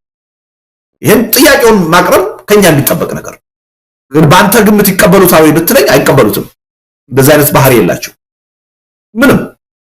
ስለዚህ ይሄን ለይቶ ማየት ያስፈልጋል እና ተስፋ እያደረኩ አይደለም፣ ግን ሁልጊዜም እድል መስጠት ያስፈልጋል። መጀመሪያ ታሳያቸዋለህ የመፍትሄውን አቅጣጫ፣ እሳቸው ካልተቀበሉ ለብልጽግና ፓርቲ ታሳየዋለህ። አንተም እንደ ተቋም እንደ ድርጅት መትረፍና የችግሩ የመፍትሄው አካል መሆን ከፈለክ እድሉ አለ መባል አለበት። እድሉን ካልተቀበልክ ግን እንደ ማንኛውም አምባገነን መንግስት ተጠራርገህ ትወገዳለህ። ከዛ በኋላ በህግ ነው ያንተ ጉዳይ የሚታየው። የመፍትሄው አካልም አትሆንም ተብሎ መነገር አለበት። ሪሊ ከኛ የሚጠበቀውን ነገር ሁሉ እያደረግን በሆደ ሰፊነት በኃላፊነት ስሜት የምንሰራ መሆናችንን እያሳየን ነው እነሱን ቻሌንጅ ማድረግ ያለብን። ያ በህዝቡ ውስጥ የሞራል የበላይነት ይሰጠናል፣ ጉልበት ይሰጠናል። በዓለም አቀፉ ህብረተሰብ በኃላፊነት የምንሰራ ነገ መንግስትን እንኳን ብንተካ ይችን ሀገር ወደ በጎ ነገር የምናሸጋግር መሆኑን መተማመን መፍጠር ያስችላል። ለዚህ ነው አሁን ይሄ ትግል የሚካሄድ ከሆነ አስቀድሞ መሟላት ያለባቸው ነገሮች አሉ። እነሱን በከፍተኛ ፍጥነት ሌት ተቀን ሰርተን ማሟላት አለብን። ድርጅቶች ተሰባስበው በሚኒመም አጀንዳ ይሄን ትግል መምራት አለባቸው። በቁጥጥራቸው ስር ማድረግ አለባቸው የትግሉን አመራር። ይሄ አስፈላጊ ነገር ነው። ይሄን ለማድረግ ሁለት ነገር ያስፈልጋል። የጋራ አጀንዳ ያስፈልጋል፣ የድርጅት ስብስብ መዋቅር ያስፈልጋል። እሱን ነው እየፈጠርን ያለ ነው። አሁን በጣም በከፍተኛ ደረጃ በተፋጠነ ሁኔታ እየሄደ ነው። ሁለተኛው ምንድነው? መንግስትን ከስልጣን ማውረዳችን ብቻ ግብ አይደለም። መንግስትን ለማውረድ ተብለው የተካሄዱ የለውጥ ሂደቶች ምን ያህል ችግር ውስጥ እንደገቡ አይተናል በታሪካችን። እኛ ከዛ ትውልድ የተሻለ መሆን አለበት። ስለዚህ የተሻለ ዝግጅት ማድረግ አለበት። ያ ዝግጅት ምንድነው? አንዱ ይሄን መንግስት ከስልጣን ካወረድ ነው በኋላ አስተማማኝ የሆነ ዘላቂ የሆነ ስርዓት እንደምንፈጥር የሽግግር ሰነድ አዘጋጅተን በዛ ላይ ተወያይተን መተማመን አለ። ግባችን መጣል ብቻ ሳይሆን በወደቀው የተሻለ ነገር መተካት እንደሆነ ለኢትዮጵያና ለህዝቧ ዘላቂ መፍትሄ ማምጣት እንደሆነ ከድል በኋላ አይደለም፣ ፖስት አብይ አይደለም፣ ያኔ ቅድመ አብይ ማሳየት አለበት። ህዝቡ በእኛ እንዲተማመን፣ ዓለም አቀፉ ህብረተሰብ በእኛ እምነት እንዲኖር ማድረግ አለ።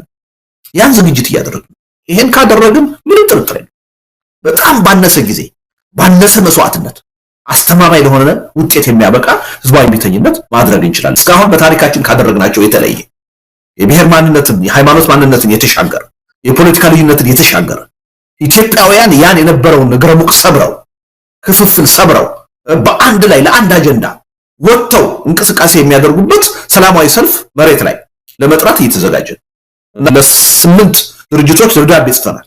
በአደባባይም ጥያቄ ያቀርበንላቸዋል። አሁን መልስ እየሰጡ ነው። ብዙዎቹ በጎ ፈቃደኞች ናቸው። ይሄን ጉዳይ የጋራ ጉዳያችን ነው፣ በጋራ አብረን እንስራው። እነዚህ ሁለት መድረኮች በከፍተኛ ደረጃ የህዝቡን ተነሳሽነት ይጨምሩታል። ምን ያህል በተደራጀ ሁኔታ በጋራ ነገሮችን ለመስራት እንደተዘጋጀን ህዝቡ ዓለም አቀፉን ህብረተሰብ እንዲያይ እናደርጋለን። አገዛዙን በዛው መጠን እናሸብረዋል፣ እናስደነግጠዋለን። እና ሪሊ እነዚህ ዝግጅቶችም እንዲሳኩ ሁላችንም ተባብረን መስራት አለብን የሚል እምነት አለኝ። የህብረተሰቡን ስሜት ትኩረት የዓለም አቀፉን ህብረተሰብ የበለጠ ለመሳብ የሚደረጉ እንቅስቃሴዎች ናቸው። ደጋግሜ ይሄን ነገር የምናገረው እንቅልፍ የለንም፣ ሌሊት ከቀን ነው እየሰራን። አገዛዙ ይሄን መረዳት አለበት። ህብረተሰቡ ደግሞ ይሄን አውቆ የስነ ልቦና ዝግጅት ከወዲሁ ማድረግ አለበት። ቆሞ ተመልካች ሳይሆን ተሳታፊ መሆን አለበት። እና አንዱ ቅድመ ሁኔታ ምንድነው? በቂ የህዝብ ተሳትፎ መኖር አለበት። በቂ ሲባል ኢትዮጵያ 130 ሚሊዮን ህዝብ ነው ያለው። 130ውም የህዝባዊ ቤተኝነቱ ተሳታፊ ይሆናል ማለት አይደለም። በጣም ጠንካራ የሆኑ ዓለም አቀፍ ሪሰርቾች በዚህ ጉዳይ ላይ እየተሰሩ የሚያሳዩት አንድ ህዝባዊ ቤተኝነት ውጤታማ እንዲሆን 3.5% ህዝብ ከተሳተፈ በቂ ነው የሚለው 3.5። የበለጠ እርግጠኛ ለመሆን ግን 5% ህዝብ ከተሳተፈ ማንም ምድራዊ ኃይል ያን ህዝባዊ እንቅስቃሴ ሊያግደው አይችልም፣ ሊያስቆመው አይችልም። ስለዚህ 5% ነው የምንፈልገው። የግድ እንደው ሁሉም አርሶ አደሩ ሁሉ በየገጠሩ ያለው ይሳተፋል ማለት አይደል። ከኢትዮጵያ ህዝብ 5%ን ካሳተፈን በእርግጠኝነት በ45 ቀን ውስጥ ይሄን ህዝባዊ ቤተኝነት ውጤታማ እናደርገው። ኢቭን አብዛኛዎቹ ጥናቶች የሚያሳዩት 3.5%። እኛ ግን እስከ 5% መሄድ አለብን የሚል እምነት አለ። ለዛ ደግሞ የህዝቡ ብዛት ራሱ ጥሩ ድል የሚፈጥር ነው፣ ለኛ የተመቸ ነው። አጀንዳው የጋራ መሆኑ የበለጠ ድል የሚፈጥር ነው። የኔ ጉዳይ አይደለም ሊል የሚችል ኢትዮጵያዊ አሁን የለም። ያው በስልጣን ወይም በጥቅም የተገዛ ሰው ካልሆነ በስተቀር ለራሱ እየዋሸ የሚኖር ጥቅመኛ ሰው ካልሆነ በስተቀር ማንም ኢትዮጵያ ውስጥ አሁን የተጠቀመ የለም፣ ያልተጎዳ የለም። እና ሁሉንም ህዝብ የሚመለከት እና ያን ቁጥርማችን ለማድረግ በጣም ምቹ ሁኔታ ነው ያለው። እና ሪሊ እያንዳንዶቹ ነገሮች እዛ ላይ የተቀመጡት እንዲሁ ዝም ብለው የተቀመጡ አይደሉም፣ ከጥናት የመነጩ ናቸው። አጠቃላይ ላለፉት 100 ዓመታት የተካሄዱ የህዝባዊ ቤተኝነት እንቅስቃሴዎችን በመገምገም የተቀመጡ ነጥቦች ናቸው እና ከነሱ ነጥቦች ውስጥ አንዱ ወይም ሁለቱ ካልተሳካ ችግር ይፈጥርብናል። አሟጠን ነው መዘጋጀት ያለብን። አሟጠን ይሄን ካደረግን ቢልሚ እስካሁን በኢትዮጵያ የተደረጉ ስህተቶችን አንደግም። ከታሪክ ተምረናል ማለት ነው። ከራሳችንም ታሪክ ተምረናል ማለት ነው። ከሌሎች ሀገሮችም ተምረናል ማለት ነው። አሁን ማሽን ያለፈ ታሪክ የተማረ ነው። አሁን እየተካሄዱ ከአረብ ስፕሪንግ ተምረናል። አሁን ከጀንዚ ሙቭመንት እየተማረ የኛ በቂ ዝግጅት የተደረገበት ከነዚህ ሁሉ ሂደቶች የተማረ ስለዚህ በጣም በአነስተኛ ጊዜ በአነስተኛ መስዋዕትነት ለላቀ ውጤት የሚያበቃ ህዝባዊ እምቢተኝነት ነው የሚሆነው። በዛ ኃላፊነት ነው ደረጃ ነው